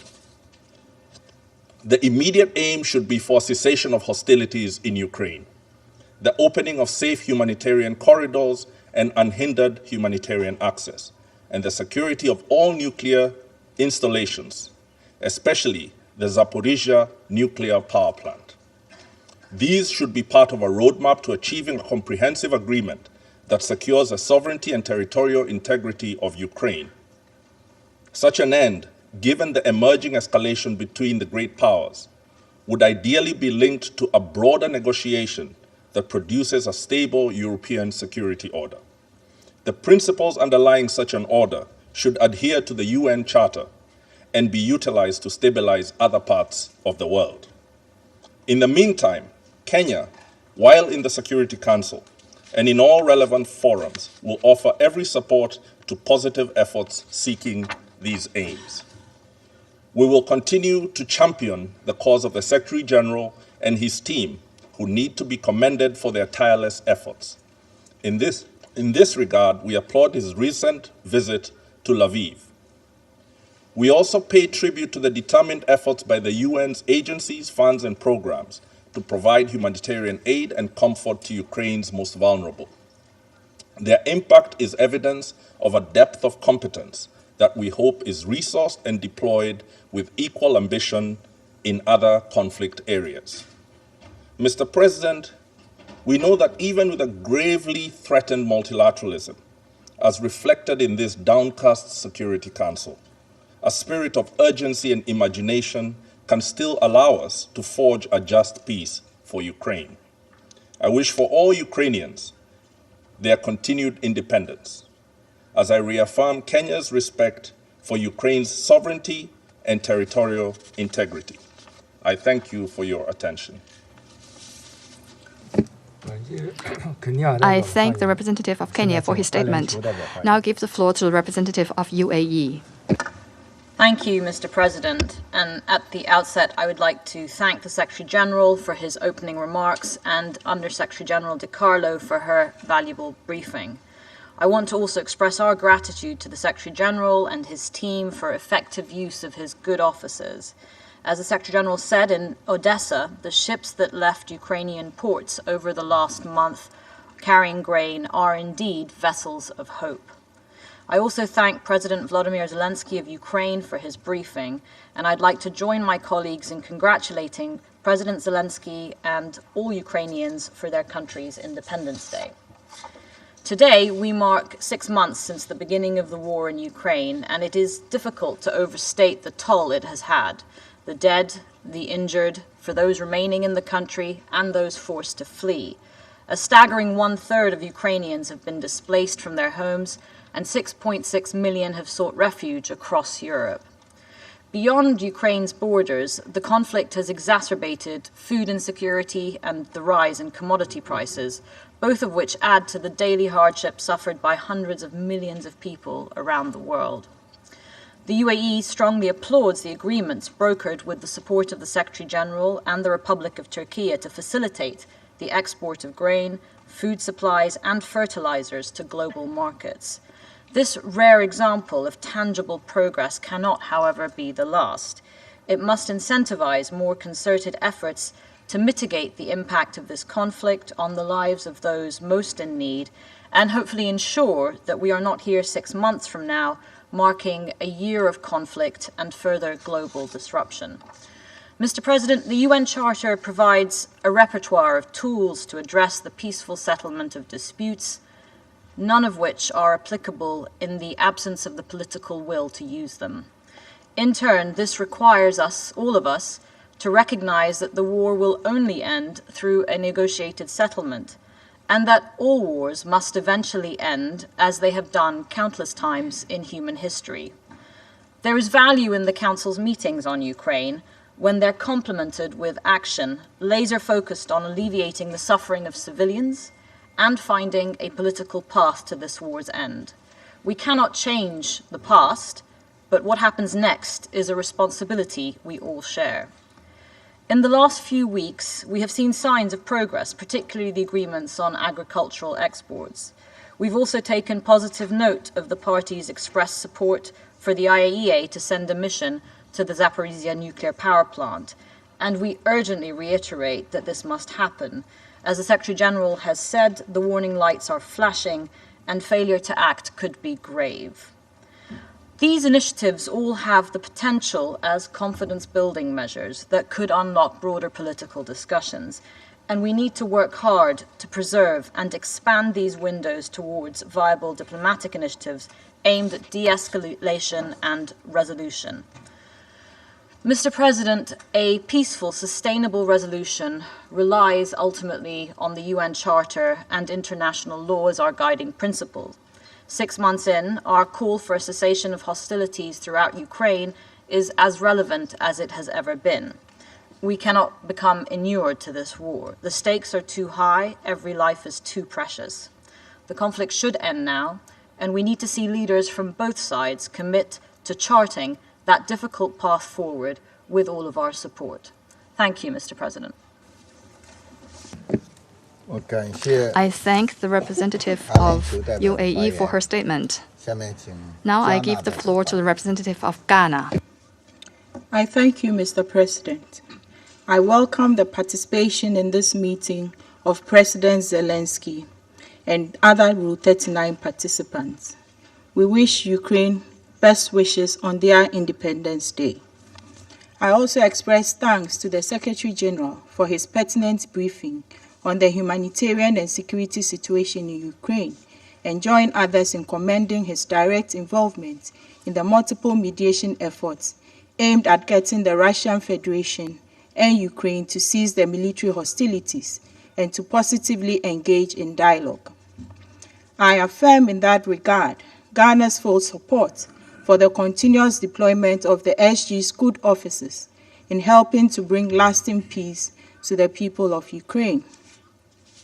Mr. President, the Black Sea Grain Initiative and the agreement on promoting the access of Russian food products and fertilizers to world markets, both secured under the auspices of the United Nations, with the active facilitation by other key actors, have proven that with persistent diplomacy, an acceptable political solution could be found to the ongoing military hostilities in Ukraine. Now more than ever, we must seize on the positive momentum generated by these two outcomes and intensify efforts to find other avenues to significantly diffuse the dangerously escalating tensions. Indeed, since the initially on July 27th and the subsequent implementation, the maritime humanitarian corridor in the Black Sea created by the initiative has enabled more than 500,000 metric tons of grain and other foodstuffs to be evacuated from Ukraine's southern ports to various parts of the world, which hitherto had been reeling under the threat of hunger and food insecurity. We urge the members of this council to overcome their persistent divide and work in a constructive manner to bring the weight of the council's authority in support of such initiatives. Mr. President, the mounting death toll and the destruction to economic infrastructure in Ukraine remain a matter of deep concern to Ghana. The deliberate targeting of nuclear facilities meant for peaceful purposes has further heightened our fears that a dangerous phase has begun in this senseless war. We stress the need for the parties to heed our genuine calls, including that of the international community, to end the war. Further, we urge the demilitarization of all the zones around Ukraine's nuclear facilities and affirm our support for international inspectors to be allowed access to the facilities in line with established norms. Beyond the fact that there is no military solution to the substantive security concerns of the parties, the war is unfortunately accentuating geopolitical tensions in many areas, exerting further strain on the already fragile international order.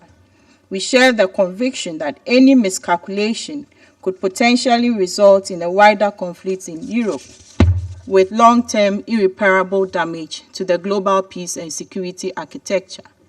We therefore continue to urge maximum restraint on the part of all the key actors and for an unconditional respect of the obligations imposed by the Charter. In that regard, we encourage all parties to the conflict to seek pacific settlement, as there should be no question about the need to respect international law, which underpins the current rules-based international order. Mr. President, in conclusion, we wish to underscore that it is crucial for the lives and safety of civilians, particularly women and children, caught up in the ongoing war, to be prioritized above every other consideration. We therefore renew our call on the Russian Federation to withdraw all its invading troops from the internationally recognized borders of Ukraine and pursue diplomacy and dialogue to resolve its legitimate security concerns. I thank you. Thank you. And I would like to give the floor to the representative of India. Thank you, Mr. President. We thank the Secretary General for his comprehensive briefing on his visit to Ukraine last week. We thank USD DiCarlo for her intervention. I also join my foreign minister in conveying our greetings today to the people of Ukraine on the occasion of their Independence Day. As we meet to mark 6 months since the beginning of the ongoing conflict in Ukraine, India is ready to dispatch its 12th consignment of humanitarian aid to Ukraine, consisting of 26 types of medicines, including hemostatic bandages meant to stem the bleeding of deep wounds in children and adults. This was a specific request by the Ukrainian side, and we have made sure that we will be reacting in the fastest possible time to meet this. In the last 6 months, India has dispatched 11 consignments of approximately 97.5 tons of humanitarian aid to Ukraine and neighboring countries such as Romania, Moldova, Slovakia, and Poland. Ukraine and its neighboring countries had offered their full support in the relief and evacuation operation of around 22,500 Indian nationals in February-March this year. This humanitarian aid and assistance symbolizes the human-centric development approach of the Government of India, a central tenet of our national beliefs and values, which perceives the whole world as one family. India remains deeply concerned over the situation in Ukraine. The conflict has resulted in loss of lives and countless miseries for its peoples, particularly for women, children, and the elderly, with millions becoming homeless and forced to take shelter in neighboring countries. We believe that going forward, we need to focus on the following aspects. 1. In terms of diplomacy, India continues to advocate for an immediate cessation of hostilities and an end to violence. We encourage talks between Ukraine and Russia. Prime Minister Narendra Modi has himself, more than once, spoken to them in this regard. 2. The ground situation calls for sustained prioritization of urgent humanitarian relief. I have just elaborated that we continue to give the highest priority to the requests that we receive in this regard. We also reiterate the importance of the UN guiding principles of humanitarian assistance. Humanitarian action must always be guided by the principles of humanitarian assistance, that is, humanity, neutrality, impartiality, and independence. These measures should never be politicized. 3. We will work with the international community and partner countries to mitigate the economic hardships that are resulting from this conflict. The impact of the Ukraine conflict is not just limited to Europe, exacerbating concerns over food, fertilizer, and fuel security, particularly in the developing countries. 4. Food security remains a major concern. It is necessary for all of us to adequately appreciate the importance of equity, affordability, and accessibility when it comes to food grains. India has been approached for the supply of wheat and sugar by many countries, and we are responding positively. In the last 3 months alone, India has exported more than 1.8 million tons of wheat to countries in need, including to Afghanistan, Myanmar, Sudan, and Yemen. 5. We are also trying to increase the production of essential agrarian inputs like fertilizers in India. There is also a need to focus on the availability of fertilizers and keep the supply chains of fertilizers smooth at a global scale. 6. Efforts should be made to ensure stability in the global supply of fuel commensurate with demand. Open markets must not become an argument to perpetuate inequity and promote discrimination. 7. We have delivered for the world in terms of vaccines. We did it earlier for medicines. So I would like to assure this Council that India will step forward whenever the Global South is constrained on aspects of food, health, and energy security, and we will do this in a manner that is helpful to the global economy and does not take undue advantage of countries in distress. To conclude, India's approach will be to promote dialogue and diplomacy with an overarching aim to end the conflict and work with other partners to mitigate the economic challenges emerging from the Russia-Ukraine conflict. Mr. President, it is in our collective interest to work constructively, both inside the United Nations and outside, seeking an early resolution to this conflict. We continue to reiterate that the global order be anchored on international law, the UN Charter, and respect for the territorial integrity and sovereignty of states. Thank you. I thank the representative of India for her statement. Now I give the floor to the representative of the Russian Federation.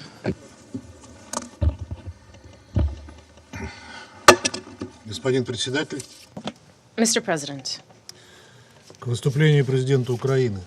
Regarding the statement by the President of Ukraine, the reason the Security Council at one point decided not to involve foreign leaders by VTC also lies in seeking to avoid technical difficulties, which we just witnessed during Mr. Zelensky's statement.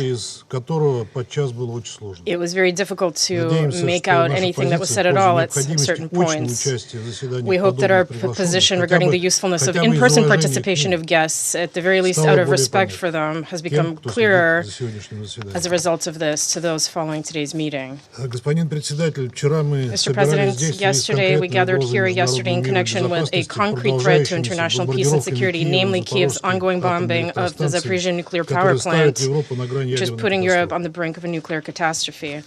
We took note of the explanations of the Secretary General for why he did not take part in yesterday's meeting. Today's meeting, however, is formally not related to developments on the ground at all and is meant to demonstrate the unfailing support of Western delegations for any actions of the Kyiv regime. We have predictably heard plenty of mantras about Russian aggression. As we have already said, over the past 200 years, no other explanation for European security issues except for references to Russia's actions has emerged in the West.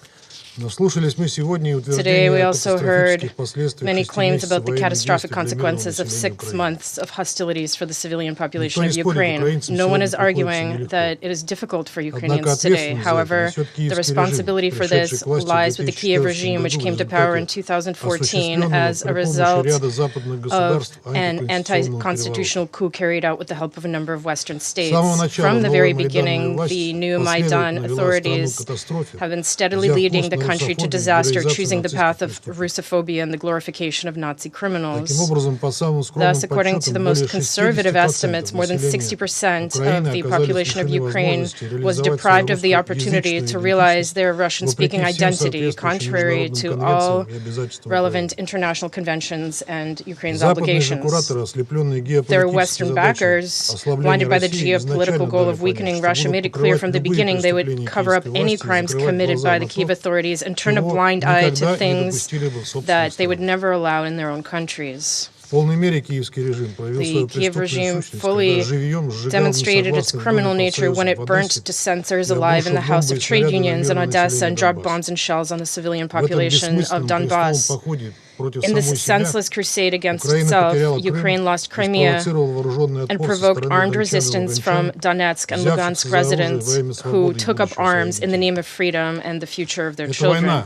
This war, which claimed the lives of civilians for 8 years, could have ended if Kyiv had fulfilled the Minsk agreements. However, neither the Ukrainian authorities nor their foreign patrons needed this. They openly stated this once again at the beginning of this year while threatening to abandon their non-nuclear status. In such a context, in order to establish peace in the Donbass and to prevent the obvious threats to Russia emanating from Ukraine, we had no choice but to launch a special operation to denazify and demilitarize Ukraine. The goals of which are being successfly and steadily fulfilled. I repeat once again, if the Minsk agreements had been implemented, no special operation would have been needed.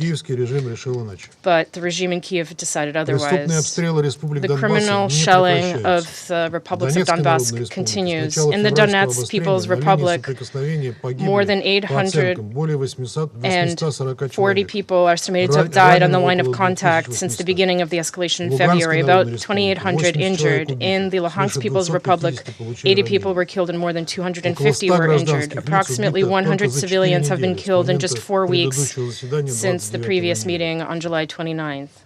The armed forces of Ukraine are purposefully destroying civilian infrastructure, including kindergartens, schools, and medical facilities, power lines, and gas pipelines. They do not spare even those cities in Donbass that until recently were under their control, such as Lysychansk, for example. And our former Western partners, instead of condemning their Ukrainian mentees, are supplying them with more and more new types of weapons, which reach areas that Kyiv could not previously reach.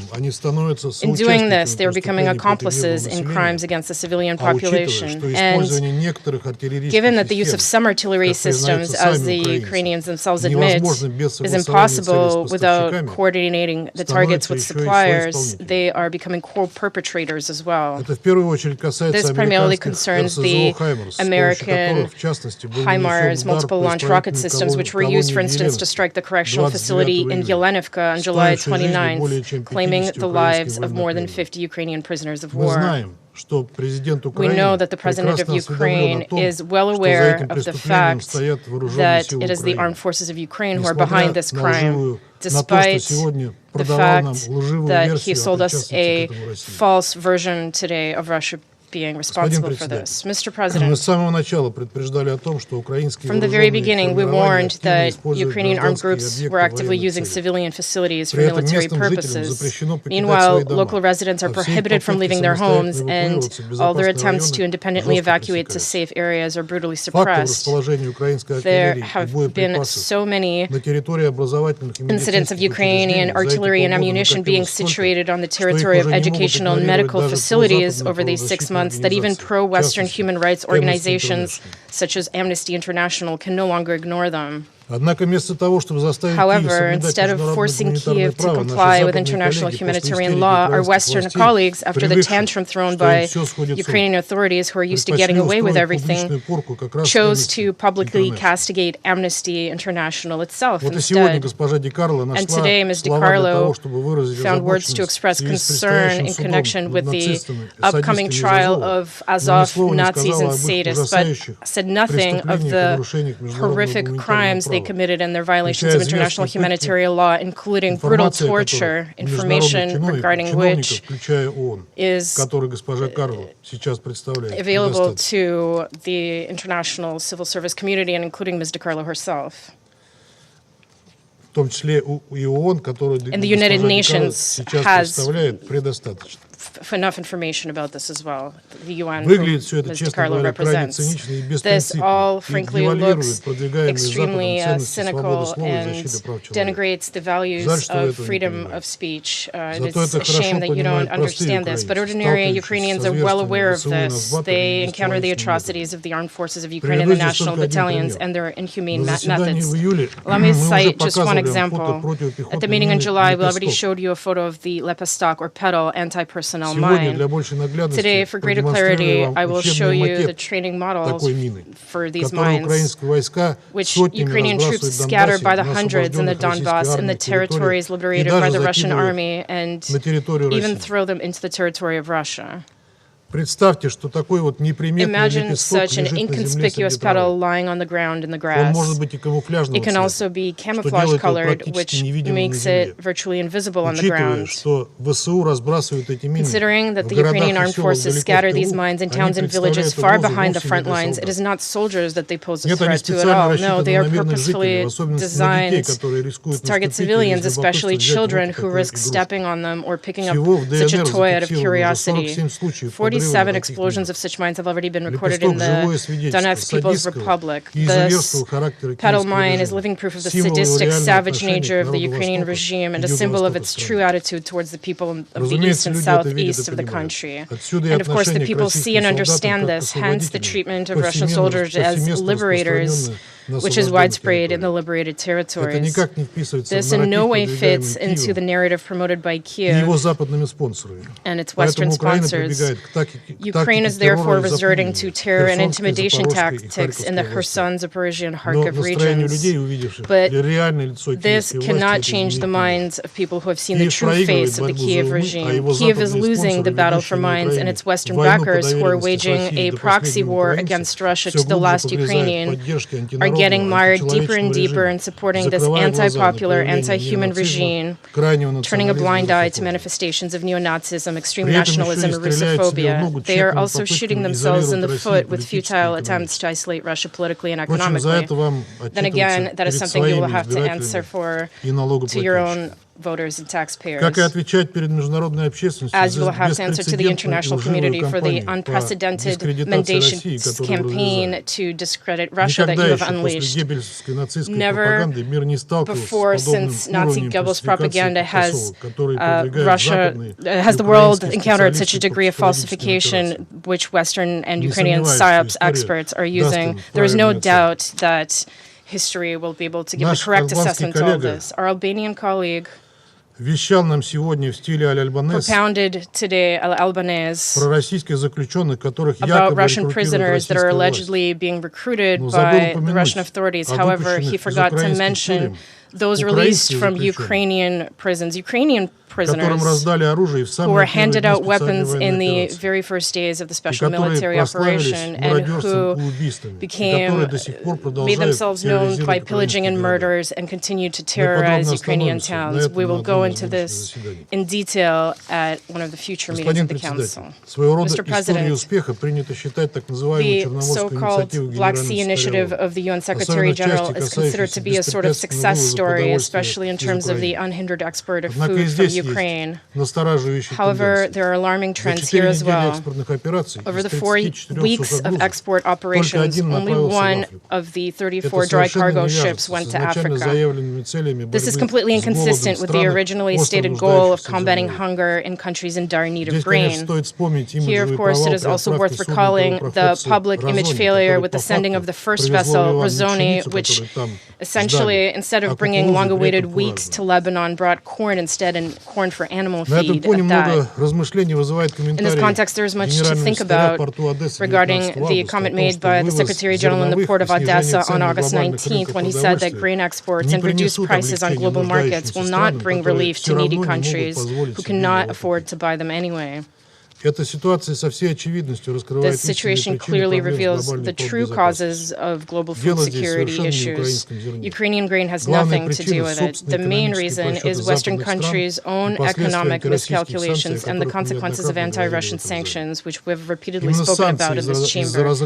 It was the sanctions that ruptured logistical and financial chains, which in turn provoked a sharp drop in market supply. Excuses about the supposedly target nature of unilateral measures cannot fill hungry people's stomachs.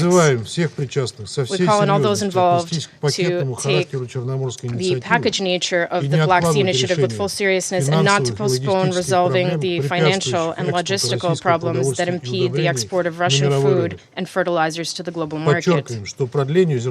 We emphasize that the extension of the grain deal, the term of which is 120 days from the date of signing, would be facilitated by tangible results for Russian foreign trade operators equivalent to those we are seeing for Ukrainian exports. So far, there are still significant reserves in this part of the grain deal. Mr. President, it is no secret that the Western colleagues who requested today's meeting were resolved to have it coincide with the Independence Day of Ukraine. Much has been said about this today. A number of our colleagues directly point to Russia as a threat to Ukrainian independence. We cannot agree with this. 8 years after the launch of the Maidan project, it has become obvious that the main and, in fact, the only threat to the independence of Ukraine is the current government in Kiev. Over these years, robust mechanisms have been formed for the external governance of Ukraine, which are visible to the naked eye. We know that at all levels of government, in all the key agencies of this country, there are Western advisors without whose concurrence not a single major decision is made. It is enough to recall how in 2014 the notorious Victoria Nuland resolved issues regarding the formation of the Ukrainian government by phone with the American ambassador in Kiev, or recall the current president of the United States, Joe Biden, boasting that he had used crude blackmail to remove the prosecutor general of Ukraine. If this is independence, then what is dependence? And is there anything for Ukrainians to celebrate on this day? Throughout Zelensky's reign, and particularly since February 24th, the opposition has been completely eliminated in the country. Dissent has been suppressed. Opposition media have been shut down. People are being persecuted, arrested, and put in prison just for reading Russian language news and watching Russian channels.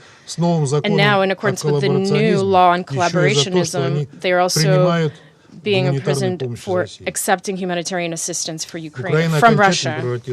Ukraine has become fully transformed into a backwards, ruthless anti-Russia and is confidently moving towards a complete ideological and political bankruptcy. In order to assess the degree of this profound Russophobic degradation, I would like to once again quote the words said the other day by Ukrainian ambassador to Kazakhstan, Petro Verblevsky. After the murder of Daria Dugina, he openly declared, and I quote, "We are trying to kill as many of them as possible. The more Russians we kill now, the fewer our children will have to kill. That's all." End of quote.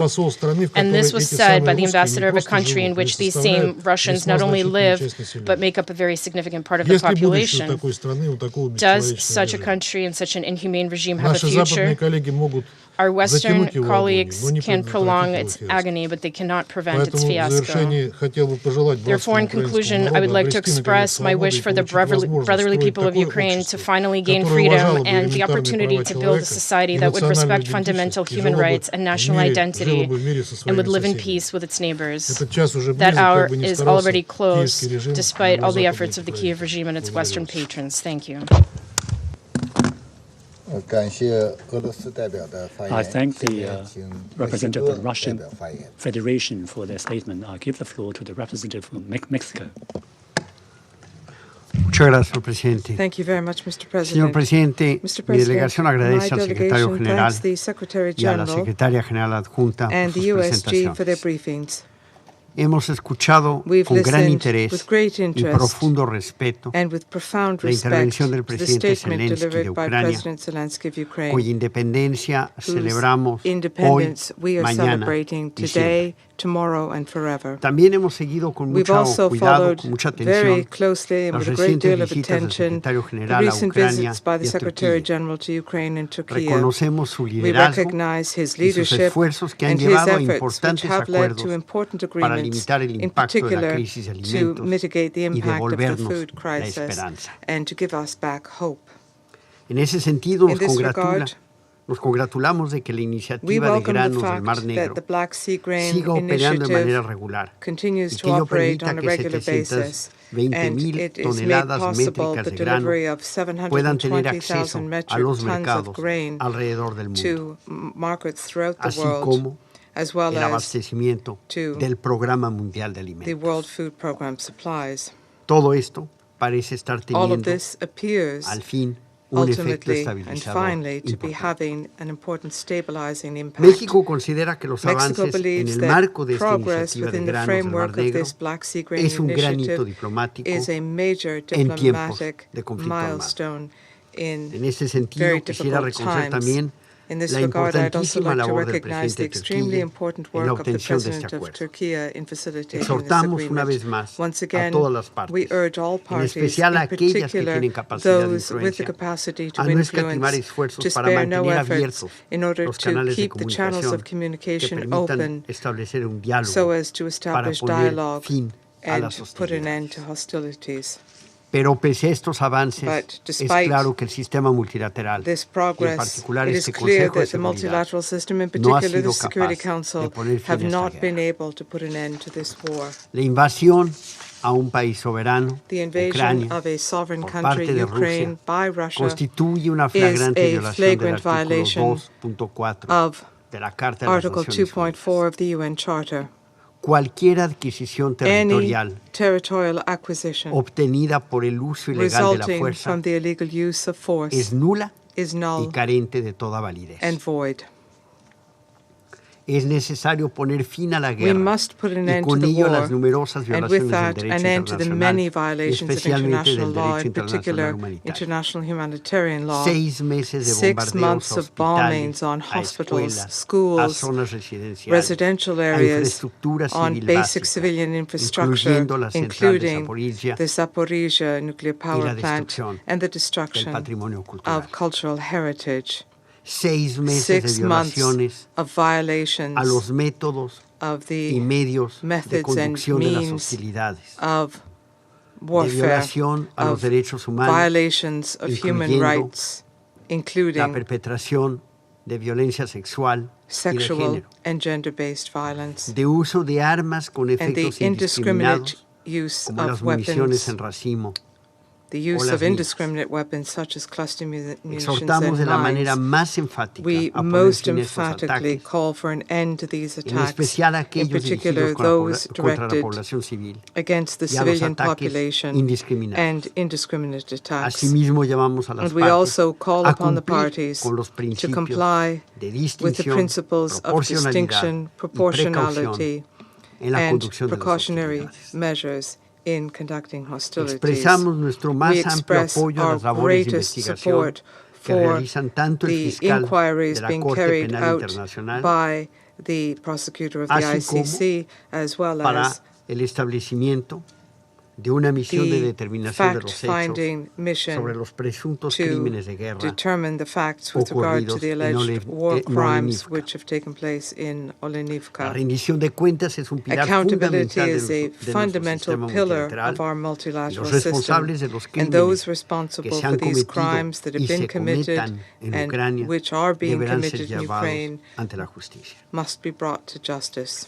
Señor Presidente, Mr. President, México reitera Mexico su honda reiterates preocupación por la our deep amenaza que concern representan at the los threat flujos ilícitos y el posed tráfico by illicit de armas flows a la región. of weapons and trafficking of Es weapons in necesario the mantener una region. We vigilancia must sobre el maintain ciclo completo monitoring de over vida the de las full armas, life cycle of desde su weapons, transferencia, from their transfer pasando por la through intermediación y brokering concluyendo and concluding en quienes resultan ser with los usuarios finales. the end users Debemos of those orientar weapons. las We acciones must para evitar focus que las our armas action caigan en to manos ensure that de quienes weapons do nunca not fall in the deberían hands of those tenerlas, who should never have them, especialmente cuando particularly las hostilidades when han concluido. hostilities are over. El trabajo de México en este The work of Consejo Mexico in this seguirá council enfocado will en continue avanzar to y focus cimentar on la construcción de la working paz en Ucrania. towards and solidifying peace in Ukraine. Quisiera Along these reiterar lines, nuestro I'd like llamado to reiterate urgente our a urgent negociar appeal un cese to a las negotiate a hostilidades cessation of y a hostilities buscar la solución and por la to vía del seek a diálogo solution y la diplomacia. through dialogue and diplomacy. Concluyo I reafirmando would nuestro conclude by apoyo a la reaffirming our independencia, support for the soberanía e integridad independence, sovereignty, territorial de and Ucrania territorial integrity of Ukraine dentro de sus within fronteras internacionalmente internationally reconocidas. recognized borders. Son principios consagrados These en la Carta de las principles are Naciones Unidas enshrined in the UN Charter, y todos los aquí and presentes all of us nos here comprometimos have a committed respetarlos to y a respecting hacerlos respetar. and upholding Muchas these gracias. principles. Thank you.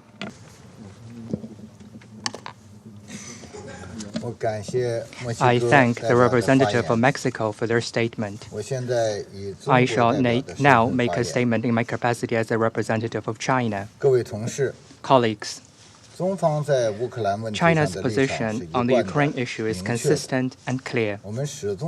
We always maintain that the sovereignty and territorial integrity of all countries should be respected. The purposes and principles of the UN Charter upheld, the legitimate security concerns of all countries taken seriously, and all efforts conducive to the peaceful settlement of the crisis supported. However, the Ukraine crisis is still ongoing. The fighting is still expanding with growing spillover effects.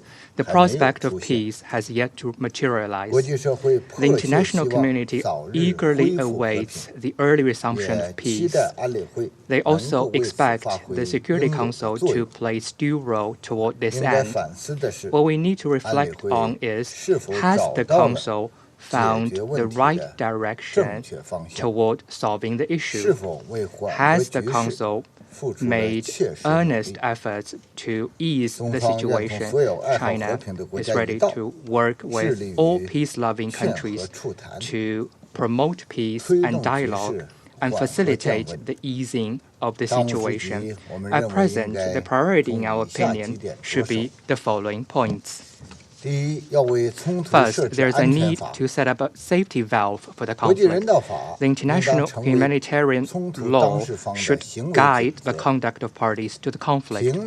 Civilians and civilian facilities cannot be the targets of military strikes.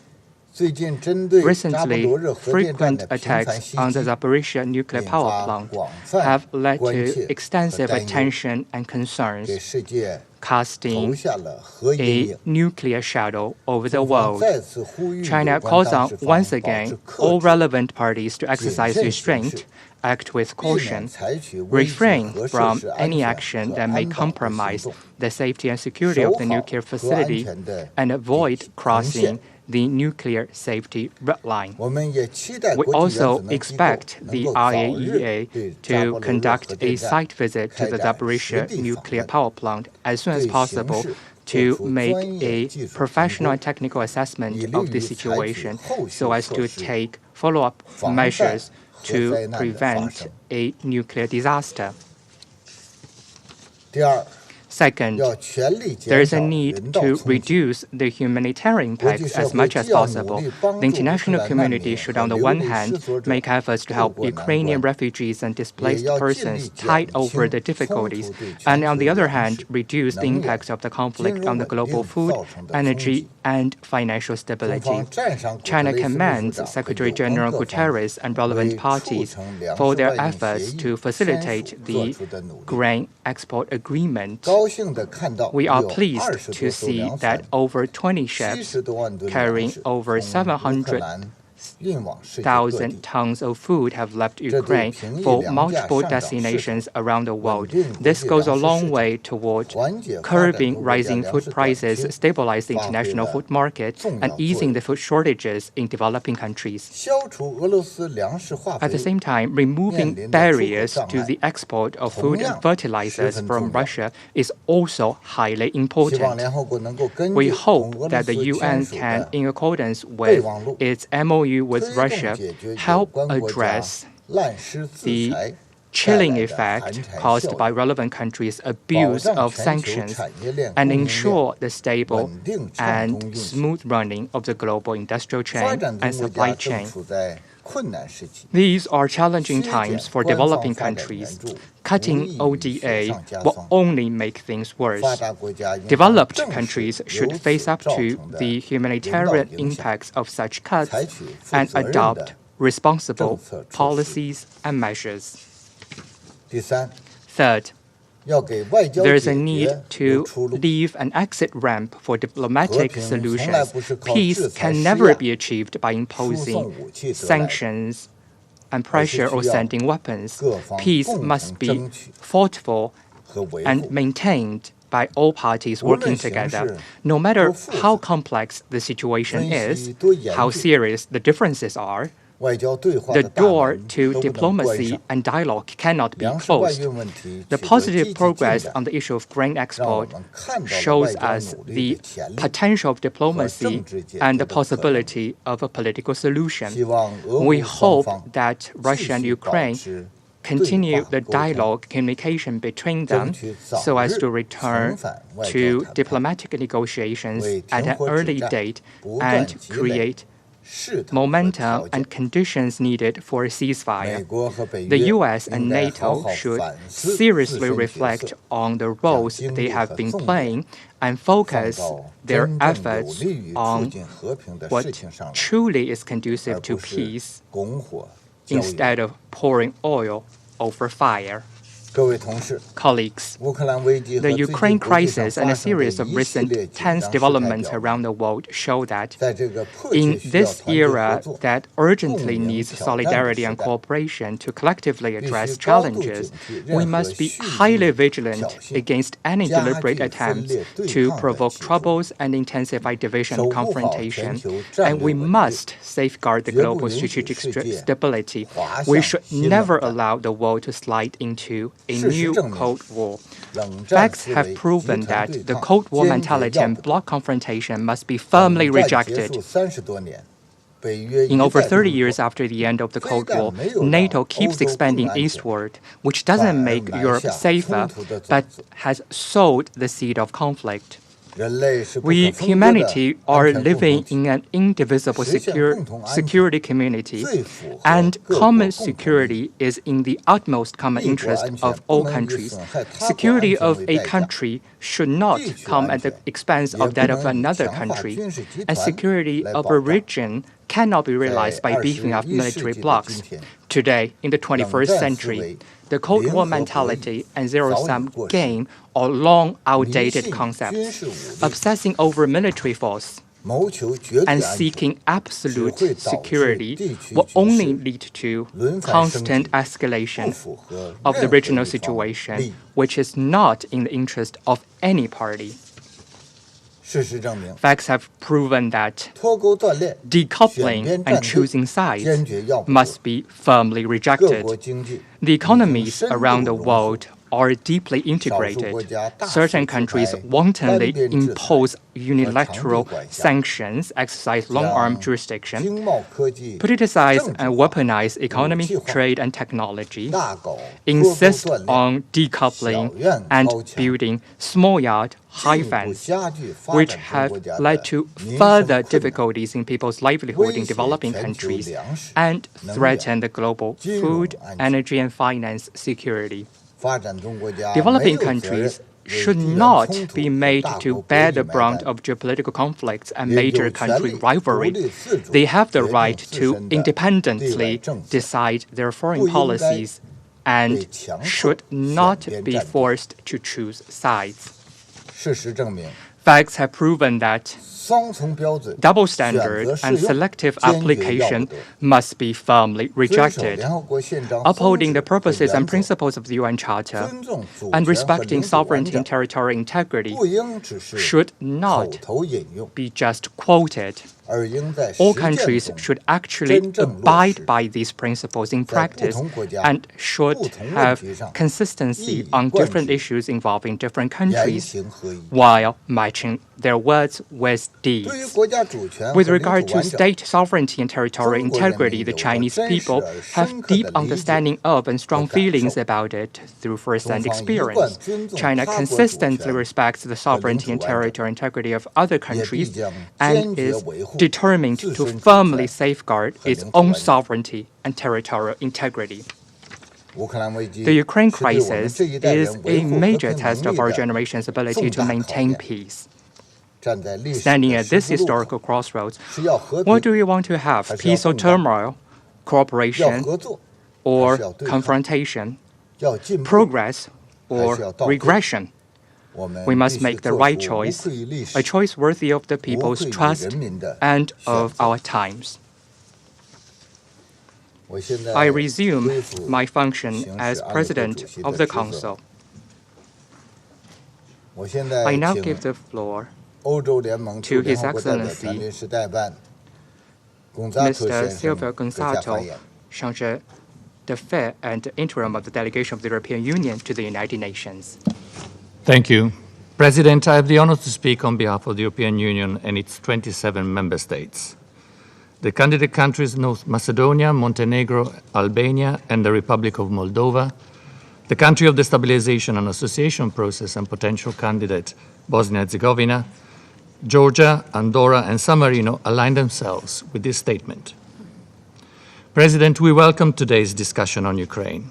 It is essential that the Security Council remains seized of Russia's war of aggression against Ukraine. I thank the Secretary General and Under-Secretary General Di Carlo for their briefings and welcome the intervention by President Zelensky at this meeting. First of all, let me congratulate Ukraine on the 31st anniversary of its independence. The fact that today also marks the 6th month since Russia's unprovoked and illegal aggression provides a stark reminder that independence can never be taken for granted. The EU recognizes the tremendous courage displayed by Ukraine and its people in defense of its independence. As the Under-Secretary General told us, the Office of the High Commissioner for Human Rights has verified over 13,000 civilian casualties since Russia's attack, with the true numbers being considerably higher. We express our deepest sympathy to the families of the victims and reaffirm our commitment to continuing our support to Ukraine in any way we can. The EU reiterates its strongest condemnation for the continued violation by Russia of the UN Charter, as well as its disregard of the United Nations General Assembly resolutions adopted in March this year by an overwhelming majority of UN members. We also deplore Russia's failure to comply with the legally binding order of the International Court of Justice to immediately cease its use of force against Ukraine. And we call upon the Russian Federation to comply with its obligation under international law, including the UN Charter, international humanitarian law, and human rights law. The perpetrators of war crimes and of other serious violations, as well as the responsible government officials and military representatives, will be held accountable.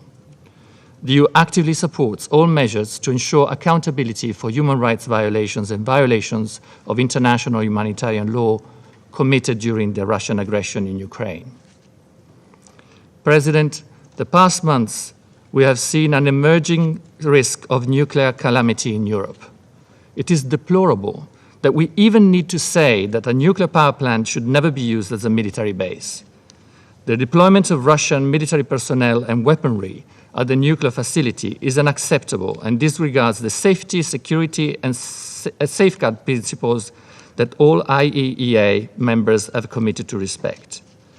We urge the Russian Federation to immediately withdraw its military forces and all other unauthorized personnel from the Zaporizhzhia nuclear power plant and its immediate surroundings, so that the operator and Ukrainian authorities can resume their sovereign responsibilities within Ukraine's international recognized borders, and so that the legitimate operating staff can conduct their duties without outside interference, threat, or unacceptably harsh working conditions. An IAEA mission urgently needs to enter the power plant to address nuclear safety, security, and safeguard concerns in a manner that respects full Ukrainian sovereignty and its control over its territory and infrastructure.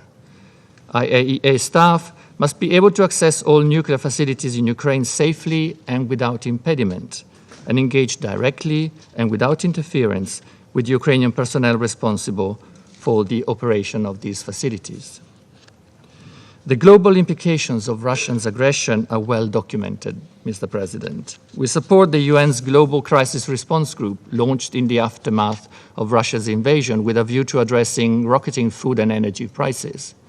We welcome the progress made in implementing the Black Sea Grain Initiative and reiterate our gratitude to the Secretary General and Turkey for facilitating its agreement, and acknowledge the positive role played by other actors, such as the African Union leadership, in coming to an arrangement. We call for continued strict implementation of the Black Sea Grain Initiative with a view to addressing rising food prices globally. With our Solidarity Lanes initiative, aimed at boosting exports from Ukraine over land, the EU is proud to have contributed to increasing Ukrainian exports of cereals, oilseeds, and related products from 1.3 million tons in April to 2.8 million tons in July. We're also supporting agricultural production and resilience in the most affected countries. The EU welcomes the active involvement of the Secretary General. His recent visit to Ukraine and Istanbul demonstrate his dedication to address this crisis, and the EU will continue to support his efforts and those of his staff, including the Joint Coordination Center. We welcome the Secretary General's calls to demilitarize the Zaporizhzhia nuclear power plant, as well as the establishment of a fact-finding mission to investigate the incident in a detention facility in Olenivka.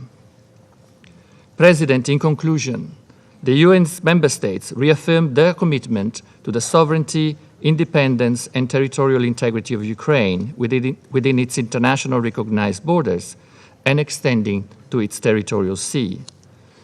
President, this war is senseless. The humanitarian consequences for millions of civilians are disastrous. Russia could end it tomorrow if it wanted. Until that happens, human lives are wasted and the war's global fallout continues at a time in history where we should focus on the planetary crises which are impacting us all. This is why we reiterate our demand for the immediate cessation of the military aggression against Ukraine by the Russian Federation, as well as for the full, immediate and unconditional withdrawal of its forces and military equipment from Ukraine's territory. In the meantime, we wish to assure our partners around the world that the EU will continue to demonstrate its global solidarity to address the impacts of Russia's aggression, especially on the most vulnerable. I thank you. I thank His Excellency, the representative from the EU, for his statement. There are no other names inscribed on the list of speakers. The meeting is adjourned.